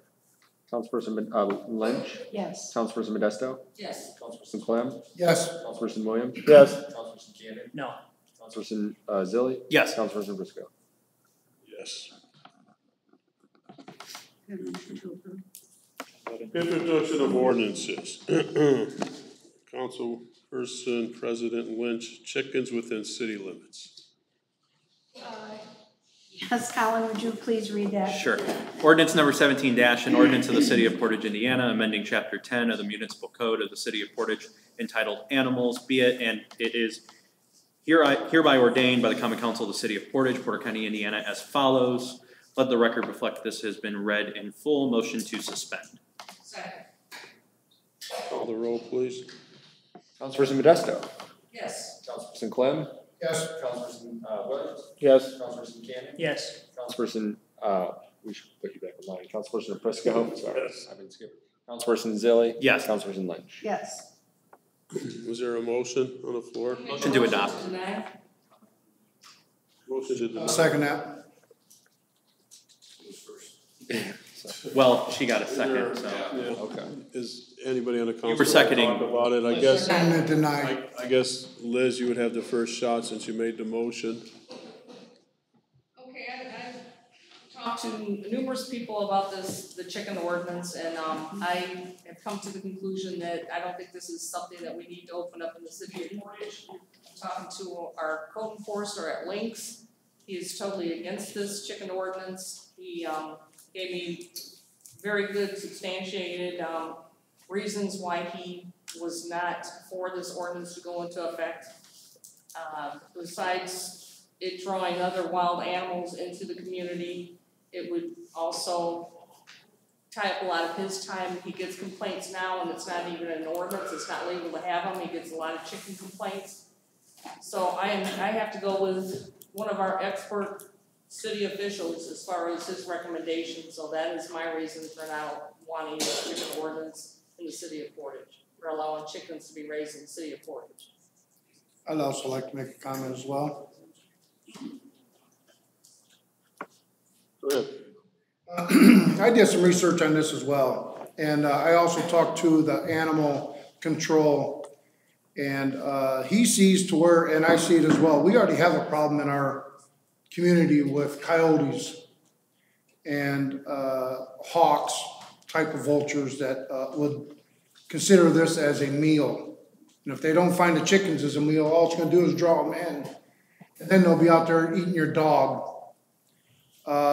I find that very disturbing, that we'd put chickens over our family pets that we let in our homes and be our family.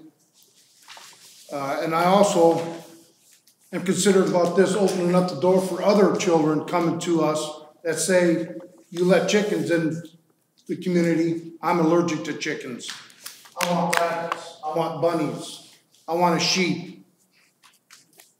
We're opening up a can of worms that we're not gonna be able to handle. And we will have a mess on our hands if this passes here today.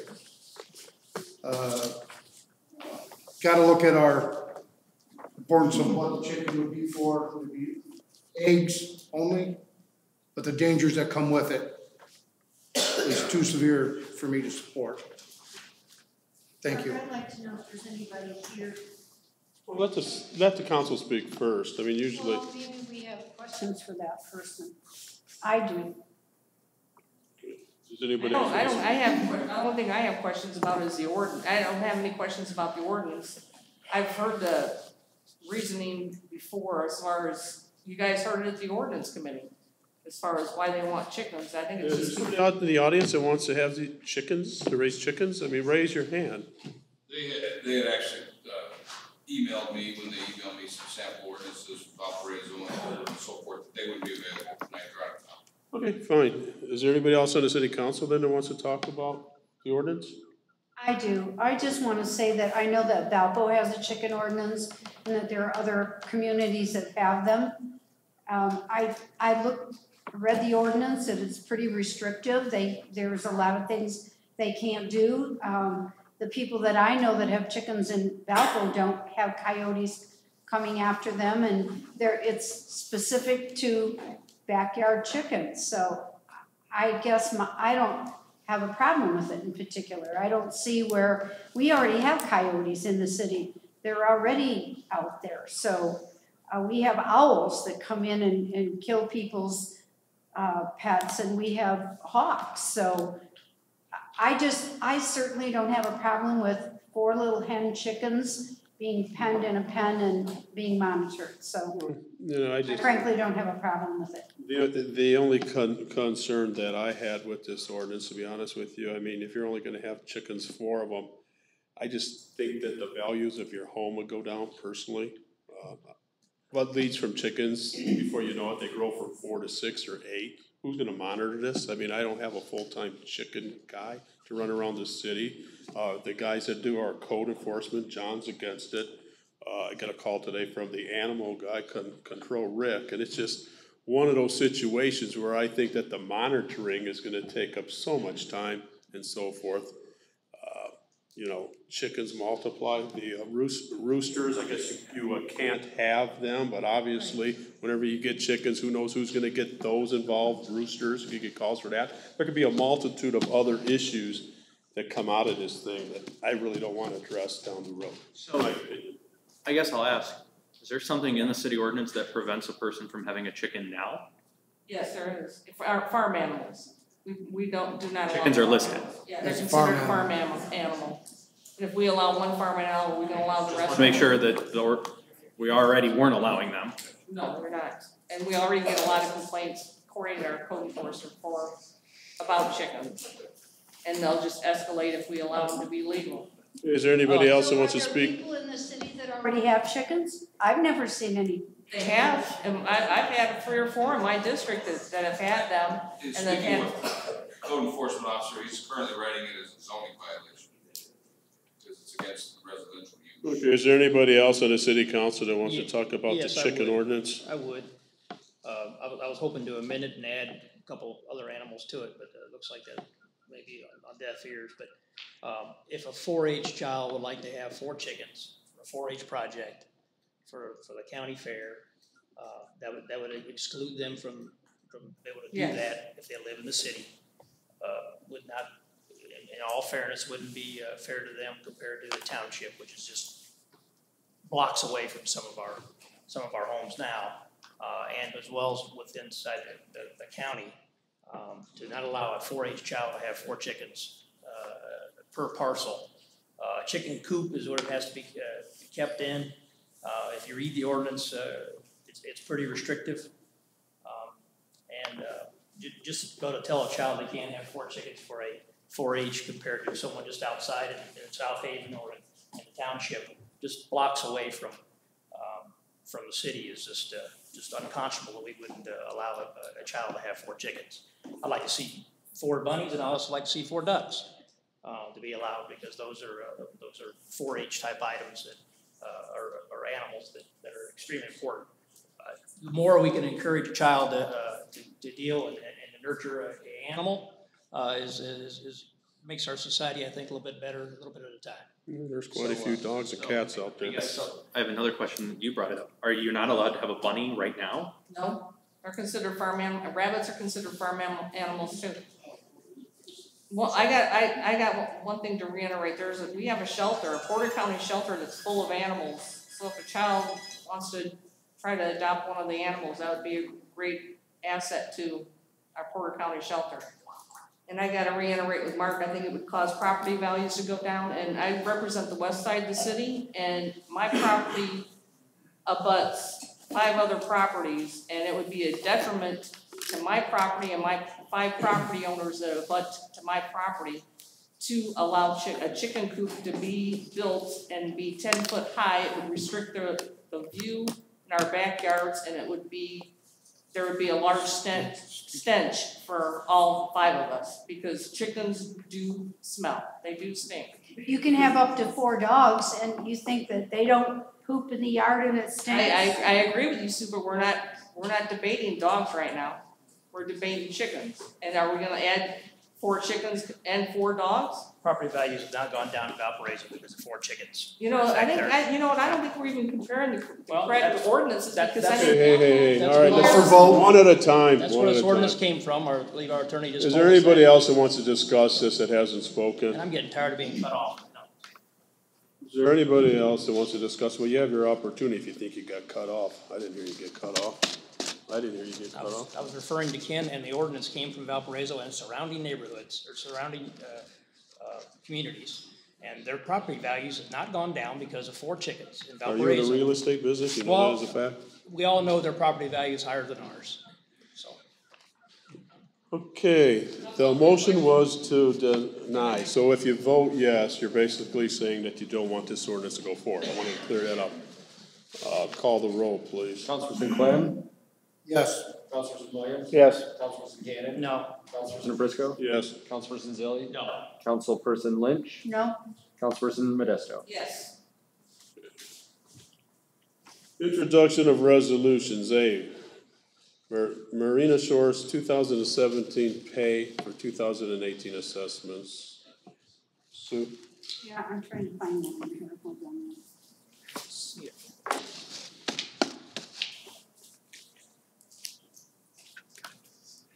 A resolution approving assessment roll and list of assessments of the City of Portage Marina Shores Special Improvement District. Whereas the Marina Shores Special Improvement District has been established within the City of Portage, and whereas Municap Inc. prepared its annual assessment report and amendment of the assessment roll for an imposition of assessments in 2017 and collection in 2018. Let the record show this has been read in its entirety. Is there a motion to adopt? Motion to adopt. Second. Anybody want to discuss this? Our clerk treasurer, chief financial officer, Chris Stidham, you want to? Yeah, we do this every year. It's just a matter of course. It's part of the special improvement district. We're, as you know, we're a pass-through entity. The assessment is assessed on the property owners within Marina Shores. They pay the assessment on their property tax bills. It comes to the city, and we simply turn it over to the bond holders for that. So it's no liability to the city, but by statute, we're simply required to approve the assessments each year. So I don't know if they probably have nothing to do with each other, but abatement we approved for Marina Shores. Mm-hmm. Has that worked? So we've had one abatement you have approved. They actually on Friday submitted a second one for your December council meeting. That would be their second abatement. The whole program currently sunsets in May of next year. So at some point in the new year, I suppose the council would need to look at if they want to renew that or not.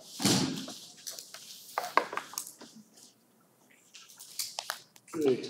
Anybody else want to discuss that? If not, call the roll, please. Councilperson Williams. Yes. Councilperson Cannon. Yes. Councilperson Naprisco. Yes. Councilperson Zilli. Yes. Councilperson Lynch. Yes. Councilperson Modesto. Yes. Councilperson. Yes. The chair declares a public hearing, additional appropriation number 1. Chris, you want to explain that? Sure, yeah. So we're getting towards the end of the year. Again, you know, we used to do these a lot more often. We try to condense it all down to just 1 or 2 a year. This is an additional appropriation that will fill in some gaps we have in the budget. The general fund, additional appropriation of $237,000, that's being paid for by additional building permit fees. We had increased the fee, the council had increased the fee last year. We did not budget on the fee increase until we knew what the revenue was going to be. We had excess revenue, and that will help pay for some outstanding items this year. The MVH fund, additional appropriation of $150,000. That is the result of increased gas tax. You'll recall the state increased the gas tax effective July 1st.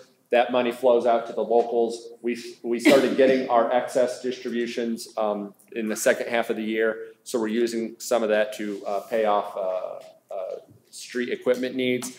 And then finally, Law Continuing Education Fund. This is the the police department's fund that they get revenue from accident reports, things like that. From time to time, we need to reappropriate to give them money that they've brought in, and so that's a minor one, $5,000. Thank you. So, quick question: the IT consulting for Tyler Tech. Mm-hmm. Why are we appropriating an additional $100,000 for that? So that was previously paid for by the utility. This, I think, we're in the second year maybe of that. That is building permitting software that I believe they're implementing in the building department. Again, it was previously paid out of the utility. The utility board and budget committee, I believe, had said that was not an appropriate utility expense. The mayor so mayor is obviously requesting it be paid for from the city. Okay. It's $100,000. The contract is like $104,000 a year. Yeah. Motion to approve. Is there a second? Second. Call the roll, please. Councilperson. Public hearing. Oh, sorry, you got to ask. Yeah, you got to do a public hearing. Is there anybody here for it in my audience, in the audience? Is there anyone here for it in the audience? Is there anyone against it in the audience? Seeing that there's none, I think we discussed it. Call the roll. All right, Councilperson Cannon. Yes. Councilperson Naprisco. Yes. Councilperson Zilli. Yes. Councilperson Lynch. Yes. Councilperson Modesto. Yes. Councilperson Clem. Yes. Councilperson Williams. Yes. Okay, the public hearing is over. Unfinished business. Greg, question for you. Unfinished business. What is going on with the sports complex? I was told, I'm hearing things, that the owners have filed for bankruptcy. Where does the city stand as far as getting our money or where's the deed of the property? So here's where we are. Yeah. The sport resort owns the property. The redevelopment commission has a note in mortgage for the unpaid purchase price. A foreclosure action was filed against Sport Resort on October 27th, 2017. So 2 Fridays ago, I guess it was now. On October 31st, the Sport Resort did file a petition under Chapter 11 of the Bankruptcy Code. The filing of the bankruptcy stays the foreclosure for the time being, so we have to see now what happens in the bankruptcy proceedings. So who has the deed? Sport Resort. Why, how come they have the deed? How come they have the deed? Wouldn't they get the deed after the thing was paid for? Like if you were to do a mortgage on a house. You get the deed. When you buy your house and you get a mortgage through a bank, you own the property, you have the deed, the bank has a mortgage, which is a lien against the real estate for the amount of loan. So what's our risk, I guess, as a city? Say they what's our the bankruptcy and yeah. it goes through. Well, I don't think there's much risk. I'm not a bankruptcy lawyer. There's a lawyer in my office who's a bankruptcy lawyer who's representing the Redevelopment Commission in the bankruptcy. It's my understanding there's an absolute priority rule which says that creditors are entitled to be paid, especially secured creditors. The Redevelopment Commission is in the first position. So either we're going to get paid by the debtor, or if there's a sale of the property through the bankruptcy, we're going to get paid through the sale, or we can, it's my understanding it's a process just like in a foreclosure where you can bid in the amount of what you're owed, and then theoretically we could get the property back. So they may delay things for a while, but the position of the Redevelopment Commission is secure, is my understanding. Backing up. They could sell the property and it wouldn't revert back to our ownership or the redevelopment's ownership? No, we'd be entitled to get paid. Okay. So in other words, if they sold it, whoever bought it, we would have no. I get that, but. The commission would need to be paid. You would have the first lien on it. No, I understand that. But what if they sell it to somebody and then we have nothing to do with the property? This bankruptcy stuff is confusing, it's pretty complex. It's my understanding the commission's gonna have rights to object to the sale if we like. Got it. You know, they're not gonna be able to sell it to just anybody. Well, that was my concern when you said that. There are processes, the sale would have to be approved by the bankruptcy court. Creditors, in particular us as a first lien mortgage holder, would have the right to object to the sale if we think will be detrimental. So the process could last quite a bit. It could last for a while, yeah. Okay. Years? Yeah. It lasts a couple of years, it's my understanding. Well, it's a But sad. there are a lot of issues in the bankruptcy, so, you know, it's really too early to predict what's gonna happen, I think, in the bankruptcy at this time. Well, we have 2 council people that sit on the redevelopment commission, so Yeah. you guys can keep us informed on that. Yeah, keep us informed. It's just Yeah. one of those issues where wherever I travel in our city, I have people asking me all the time, what the heck's going on with that sports complex? Greg, I think. But it's been forever. I said, well, you know, now I know. It's horrible news. Greg, I think there's been 3 payments made? 3 Two. Two, wait. There was a down payment made at closing, and then, last year they did make their annual payment this year. And we gave the deed just on that amount. Well, just like when you get a loan from a bank, yes, it was treated like a loan with a mortgage bank. On their payment last year, were they late, on time? I think they may have been a little bit late. I think they may have made it 2 installments. Yeah, I think. they paid half on time and half a month or a month and a half later maybe. And we were waiting for this June payment, and that's when we went ahead and did the letter to them that we were gonna. Correct. They missed the June payment, a letter went out to them, advising them of default, asking them to make the payment, and then when it wasn't made, the commission authorized foreclosure. So I'll keep the redevelopment commission. Thank you, Greg. About the bankruptcy and if you have other questions, I mean, I can have him come and explain a lot better how the bankruptcy works. Thank you, Greg. I just was asked that question earlier today. New business. Is there anything new that anyone wants to bring up under new business? Notice to taxpayers, there's none. Is there anybody from the audience that wants to come speak for public input or any other business? The only thing I ask is that you give your full name and where you reside. My name is Antonio Gutierrez, and I reside on Eisenhower Porch. First question is on the recall fire extinguishers that we just had in the news. Who's checking on the fire extinguishers in all public buildings to see if they're part of the recall? And who is responsible for checking these apartment communities that have all these fire extinguishers in these units for these residents that live in our city, that these might fall under that recall? Deputy the Fire Department, Tom Pfeiffer, do you want to address them? I know we have an inspector that goes out. Yeah, so, the ones that were recalled are a home fire extinguisher that wouldn't qualify for a business. So none of our businesses should have these extinguishers in them already, because it's just the little 2.5 pound extinguisher that are being recalled. Through normal inspections, we make sure that the business has the proper fire extinguisher that they're supposed to have. So none of those extinguishers that were in the recall list should be in our businesses to begin with. What about the apartment communities in our city? So, your apartment is considered your residence, and we don't have any access to go in and require anything in an apartment complex. So, common areas like a laundry room would have the requirement in it that gets inspected like any other business, but your apartment, there's no requirement that you can have a fire extinguisher. And then, Does that answer your question? yes, on that one now, I want to address on behalf of the Relay for Life of Portage. I fought excuse my French, my ass off to keep this event in the city of Portage this year. The American Cancer Society wanted to take this event from our city because we have lost tons of revenue. If we lose this event in Portage, a lot of patients, not just Portage, but our event consists of Holbert, Lake Station, Chesterton, Porter, New Chicago, Burns Harbor, and South Haven. A lot of these people fighting cancer in these communities are going to lose a lot of services that help them out. One in particular is a ride program to where if they can't get to cancer treatments, we provide rides for them. We go shopping for them. We provide that for them. Another one is a very popular one with the women that are facing breast cancer and going through chemo treatments is the wig program, where we provide wigs for them free of charge. We'll lose these services for these patients. I'm asking the city council's help.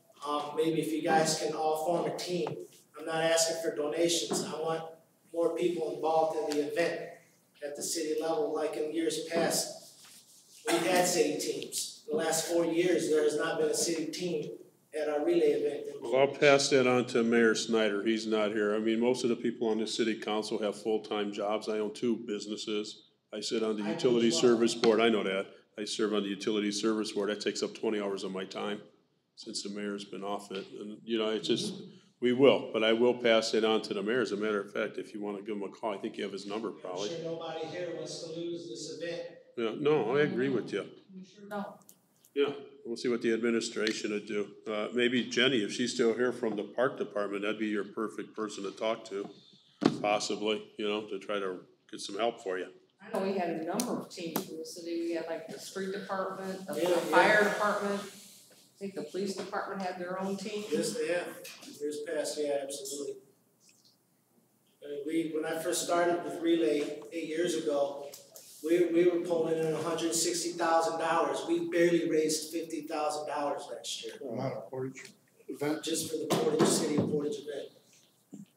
I have a question. Jenny, do you think it would be better if they had it like Founders or something rather than the high school? Because it's like kind of hard getting in and out, and maybe their location needs to be looked at. Yeah, actually, I believe we do host a bike event at Founders. Yeah, Gears of Hope. Gears of Hope. We had an event there last year. Which is really successful. We're going to continue with that as well. So, yeah, you were right. That could be a great venue to have that. Just remember though, Founders is getting very popular, and if you want to consider that, you need to get with Jenny and get a date plugged in. Yeah, we discussed that with the committee, and our thing is with the committee moving it from a school to the city is we'd have to go through the process of getting approval to use the park, right? It's very easy. It's very easy.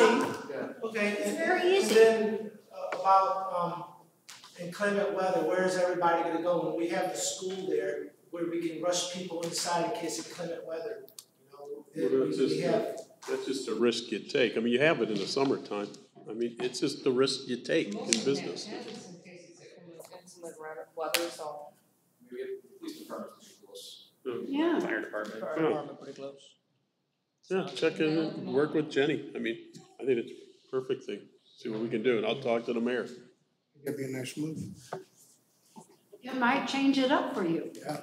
Well, then I invite you guys to come out to our next meeting and maybe propose that to our committee meeting. We meet on the third Wednesday of every month at Willow Creek Middle School at 6:30. So why don't you guys come out and join us at our next meeting? Well, why don't you end up getting a whole, why don't you talk with Jenny and try to work out this stuff beforehand so that you're not having us come to a meeting or anyone from the city. Maybe you could firm up a few ideas going into that meeting. You'll save some time and energy. Okay, anything else? No. Okay, thank you for your time, a worthy cause. Exactly. Anybody else? Anybody else? Go ahead, Bob. Now, Bob, I know you, but you're still gonna have to give your name and where you reside. All right, Bob Holman, 3017 Wood Street, Portage, Indiana. I have a couple questions. Go ahead. And I guess my first question probably, who could probably answer best would be Councilman Cannon. We were levying a wheel tax last year in the city, and I wanna know if there's anybody keeping track of how many additional miles of pavement the city yielded from that wheel tax. I can get you that information. Other than the trails, because Yep. that was supposed to be for streets, not trails. Yeah, I know you talk with the mayor often, quite regularly. I don't talk to them too often. Okay, well, you know what though, but here's the deal. I'll get a hold of the mayor and I'll get a hold of John Hannon and get you the amount of roads paved, because Mr. Hannon's not here, our engineer. Can we exclude out the road that the city attorney and the city engineer's office is on for the pavement? No roads have been paved yet with any wheel tax money. No, so we haven't yielded nothing. We have a Start next year.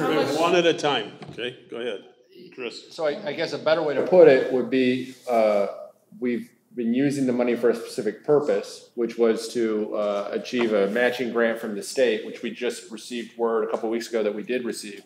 So we were able to take Portage, which was the whole purpose of passing the wheel tax in the first place. We were able to take Portage's wheel tax money and get a match from the state of $720,000. And then we will use that money to do a major paving project, part of which will be the Dombey neighborhood, which has been needed for a long time, among others. There are a lot of streets in the city of Portage that you've done. Sure. And you know what? And we were able to do it before there was a wheel tax, but there's being less and less done with the wheel tax. Well, you just I think there should be some oversight on that. Well, the wheel tax, we're only in month 11, so I mean, it's not like we've had this wheel tax for years and years. What we paid this year compared to what we normally pay. I mean, we were, like for instance, my residential street was usually on the 6-year turnaround, where every 6 years that we get a new cap of pavement on it. If you got that done, you're very lucky. Yeah, no, and that's exactly why we had to do what we had to do. If you look in the past several years, we had one great year of paving because we took out a loan. We had to take out a bank. We were able to do it in the past. What happened? Well, there's been a whole series of things. If you recall, new leadership is for one. What's that? I don't think that's necessarily the case. I think the biggest thing is in property tax caps. Everyone recalls in 2008, 2009 when property tax caps came around, it devastated the city. The city for a long time was just trying to keep the lights on, keep people paid. We weren't hiring, no raises, weren't able to do much of anything. Equipment fell behind. So I get it, what you're saying. You know, and Bob, just what Chris said, if you know, with these property taxes, if you read the paper and you see that they voted today in Hammond and in Hobart that the school districts don't have enough money for their operating costs due to those reasons. So I remember the old days when Happy Days were here again, it was easy to pave streets. You just threw out a bunch of names. What streets you want? In the past, we had a community development department, and I noticed there was a salary, in the salary ordinance, there's a pay for a director of community development. Mm-hmm. Do any of you know who the director of community development is? Colin Highlands. No, Andy Miletta. Andy Miletta. Had one for Andy Miletta is director of economic development. That would have been AJ's, hold it, that would have been AJ's. Yeah, that's right. That was AJ's past position. Right. Colin Highlands is the community development. Sandy Cole. Wait, hold it. Community development departments in Hold on. other cities. There's has this person ever written a grant before for community development or have any knowledge on how to do that? You know what, the mayor's not here. You know what, Bob, the mayor's not here and I can't answer that question because he's the person in charge of that individual. So, I mean, why don't you put that on the minutes? Record that as a minute so we can pass that on to Mayor Snyder so he can handle that call. But Bowditch is the guy who's doing it. Pardon? There should be qualifications before we hand out $60,000 a year for an appointment of. There's an engineer, I don't know what this Bowditch has, his background, but I'd imagine has some type of degree I've worked in that. with other community development departments in different cities throughout the state of Indiana. And there are different areas where you can get community development grants to help individuals, like aging grants and stuff like that throughout the state. You know, for like people that need ramps for wheelchairs and stuff like that. And that's generally what the community development department does. Or to upgrade a house where, you know, you might have an elderly couple there that, you know, a house is hard to keep up with. The state has available grants where you can offer grants to the community to pay for some of the upgrades, roofs, windows, things like that. So normally it's either a partially payback grant, like a percentage, or like a 5-year forgivable grant, where as long as they agree to live in that house for the next 5 years, then that grant money is forgiven. Or if they sell or die within that period, then the equity in the dwelling goes back to pay back the grant, or percentage of the grant. There are different ways to administrate grants. Do we have anything else? Can I say something to Bob? Bob, the cost of paving is outrageous. I mean, that's another thing that we didn't really bring up here. The cost to pave, have you looked at the price of gas lately and oil? I mean, that paving, $750,000 doesn't, how far does that go, Chris, for a road? Yeah, probably I not. mean, that's our problem. We are getting money, but we can do less paving with it because it's so costly. Well, there are problems are used at just the city level. And if we didn't even have a wheel tax, and it was a tough vote to do was a wheel tax, I mean, you know, if we didn't have a wheel tax, we'd be on gravel right now. We won't have any money for paving. I'd also like to mention too, if we hadn't voted in that wheel tax, right off the bat, the state would have walked in and took money out of our revenue without our say-so. We had to protect our tax revenue by doing this from the state coming in here and saying, we are taking this money, whether you like it or not. And the only way to stop us is to pass a wheel tax. That was all presented down to the State House and it passed. Well, we had to do that to protect our tax funds. And that's why I support it. Not every community has a wheel tax, so that's hard for me to believe, Pat. There's a lot of. They all denied to pass it. Well, look, I got a picture. I can show you who voted on it. Okay, we could debate that issue left and right with Bob. You have anything else, Bob, or is that it? It was presented to us that we were the cheapest in the northern part of the state. Well, Bob, I wouldn't sit here and lie to you. The reason why we passed that was only allowed by the state saying, we passed this, the only way you can keep us from touching your money is to pass a wheel tax. They did the law, not us. It was a law, and it's in the law books today. Am I correct? You can get a hold of Chuck Mosley, our state representative. He probably knows that stuff on the back of his head, so just get a hold of him over the issue. They're the ones that passed that. Again, we have to pass. Let's go ahead and move on. You're done? Thank you. Is there anybody else in the audience that wants to speak? Okay, I just got a couple things to say. Friday, for the city council meeting, I'd like to have a special city council meeting Friday. The reason is when Mr. Cannon didn't vote for two of these, especially the one for the stormwater fees for the impervious surface, we cannot delay this for a month, okay? We had a meeting prior to this. We talked about funding. We just talked about streets. We don't have money for streets. This impervious surface is very important that we get this going. I am not going to delay this another month. I would like to set up a meeting for Friday. Is anybody available Friday evening? No, Friday morning. Go out Friday morning.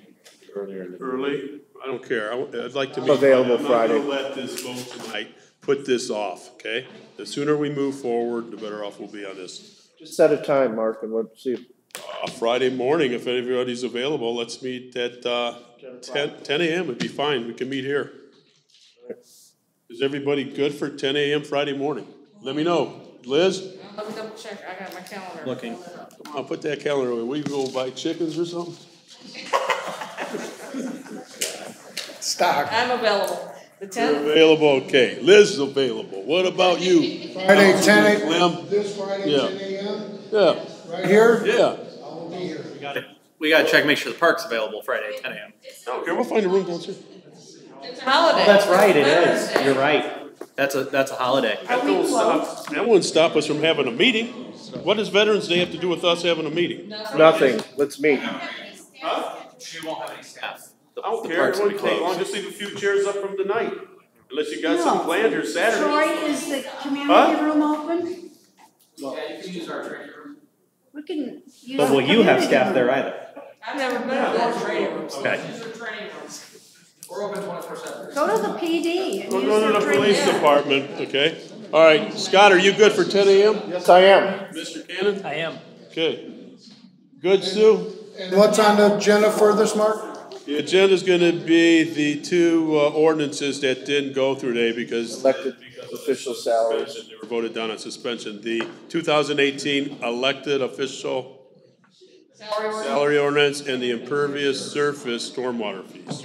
Okay. So if I'm not there at 10 a.m., I'm gonna put Councilman Williams in charge of running the meeting. So if I can Okay? speak to that, since you blamed it on me while we're I having don't to have blame this it on you. meeting. Well, you yeah, it's did. true, yeah. It is you true, did. though. It- It's a it is fact. blame- It's is not blame on fake me. news, not fake news, it's true. I don't know where you come up with this stuff, but. Drink. The elected official salary ordinance is a $5,000 pay raise for council members and a $10,000 pay raise for the clerk treasurer. We're gonna go out and ask folks to pay more fees, and then we're gonna give them to the elected officials. So we should have 30 days to be able to discuss that and talk that again. Didn't see this ordinance until Friday morning. For the last 3 years, city council members have received a pay raise, as well as the mayor, as well as. That is not correct. No, that is not correct. The last time the city council received a pay raise was in 2015, before I was on the city council. Yeah. And this is That's not a correct. pay raise. This is Okay, correction. for- We've given ourselves 3 of them since I've been elected. This would be the 4th. Can I say something? Can I say something? Now, I got a reverend, hold it, stop. Now, hold it, now. Now, I got a reverend sitting there, Reverend Cooper. Now, a week ago, when I talked to John Cannon we talked on the phone. You told me, Mark, we ain't getting paid enough. Right or wrong? I got a reverend sitting there. Your comments to me on the phone, we don't get paid enough for doing this utility service board. Here's the deal, and let me explain Didn't say something. give us a pay raise. Okay, but we don't get I said paid give us a enough. reduction in We don't work. get paid enough, well, however you want to put it. I got a reverend right there. Lord's looking upon me, because I don't lie. This is the truth. you're saying I What am? I'm saying is this. So you're saying I No, am? I'm not, yeah, that's what I'm not saying you are, but you said that we don't get paid enough. Well, I'm trying to help you out. I want to reduce. I I'm want trying to to reduce help the you work. out. All I got this you. micromanaging and all this work. What I'm saying is, I'm not accusing you, but I did say because you killed that ordinance on the impervious surface, we need to move forward. I can't delay that. Second reason, I was on the impervious surfaces. I asked for something from the president of the council, the president of the utility service board, as well as the treasurer of the. Hold on. I won't get you after this. Go ahead. Clerk treasurer, as well as you, on what the impact would be on what all the churches pay now and what the churches will go to. Did not receive that by 5 like I asked, and I sent that out plenty of time to do it. I asked for the Moose Lodge, the VFW, the American Legion, what they pay this year and what they'll pay next year. Have not received that yet. Can I explain to you how to do that? Hold on. Also the Boys and Girls Club, as well as the YMCA, what they pay now, what they pay next year, and any other organization like for example, our RDC. Okay, RDC, because of the permeable services they have. Liz knows this. We pay $750 a month, and what's that fee going to go up to now? And is that budgeted? No. Can I explain how you can do that? Can I explain to you how to do that? Because what you're asking Chris to do is something that you can do. The impervious surface goes by square feet, correct? Yeah. So figure out what the square foot is for whatever area you wanna know. Take that fee and multiply it, you should come out with your answer, and then see what they were I don't paying. know what they pay now. Ask them. Oh, come on. Why not? That's Wanna what go- Chris would have to do. Chris would No, have- he has a spreadsheet with all the churches and what they pay now, has a spreadsheet Well, of whatever, what it's all not, the. how come you're bringing up churches though? I'm talking about businesses too. Just don't pick on the churches, or say the churches. No, you're picking on the churches. No, I'm not, I got a reverend right there. You're picking on the churches. You're picking on the I'm churches. not. But what I'm saying, you can figure that out on your own. No, I'm not gonna figure it out on my own, because a board member of the utility service board, I should be able to get that information handily from the utility service. You can Department. figure it out and have an idea, And I don't- you know? I mean, you're gonna get every piece of parcel, is that what you're asking them for? Every piece of parcel? I'd Were like you to know, specific on what church? I'd like to know what Nativity pays now and what they'll pay next year. It's that simple. I wanna know what the First Baptist Church on Clem Road, what they pay now and what they'll pay next year. Well, if you don't. How hard if- is that to do? That's in a spreadsheet. You know what, I think they're gonna be paying less because we're giving them 66. Well, if they are, we're gonna give them if the they are, I'll 60 vote for it. Okay, John, we're gonna give If the they are- 66%. Okay, you know what though? Listen to I this. don't know that. Listen to this, why don't we just just asked for wait that till Friday and information, and I'm debate not some of getting this? Why don't we wait till Friday morning at 10 Send me a.m.? the I'll bring the information by coffee and Friday at donuts. 10. I'll bring the coffee and donuts, how's that sound, all right? Okay, let's make a motion. Is there a motion then to have a meeting this Friday, which would be the? I'll make a motion What's to the have a date? meeting on What's the date Friday for the Friday? 15th at the police station training room. At 10 a.m. at the police station. Okay, there's been a motion. Is there a second? Second. All those for say aye. Aye. Any nays? No nays. Make a motion to adjourn. Second. All those for say aye. Aye. Any nays? The ayes have it.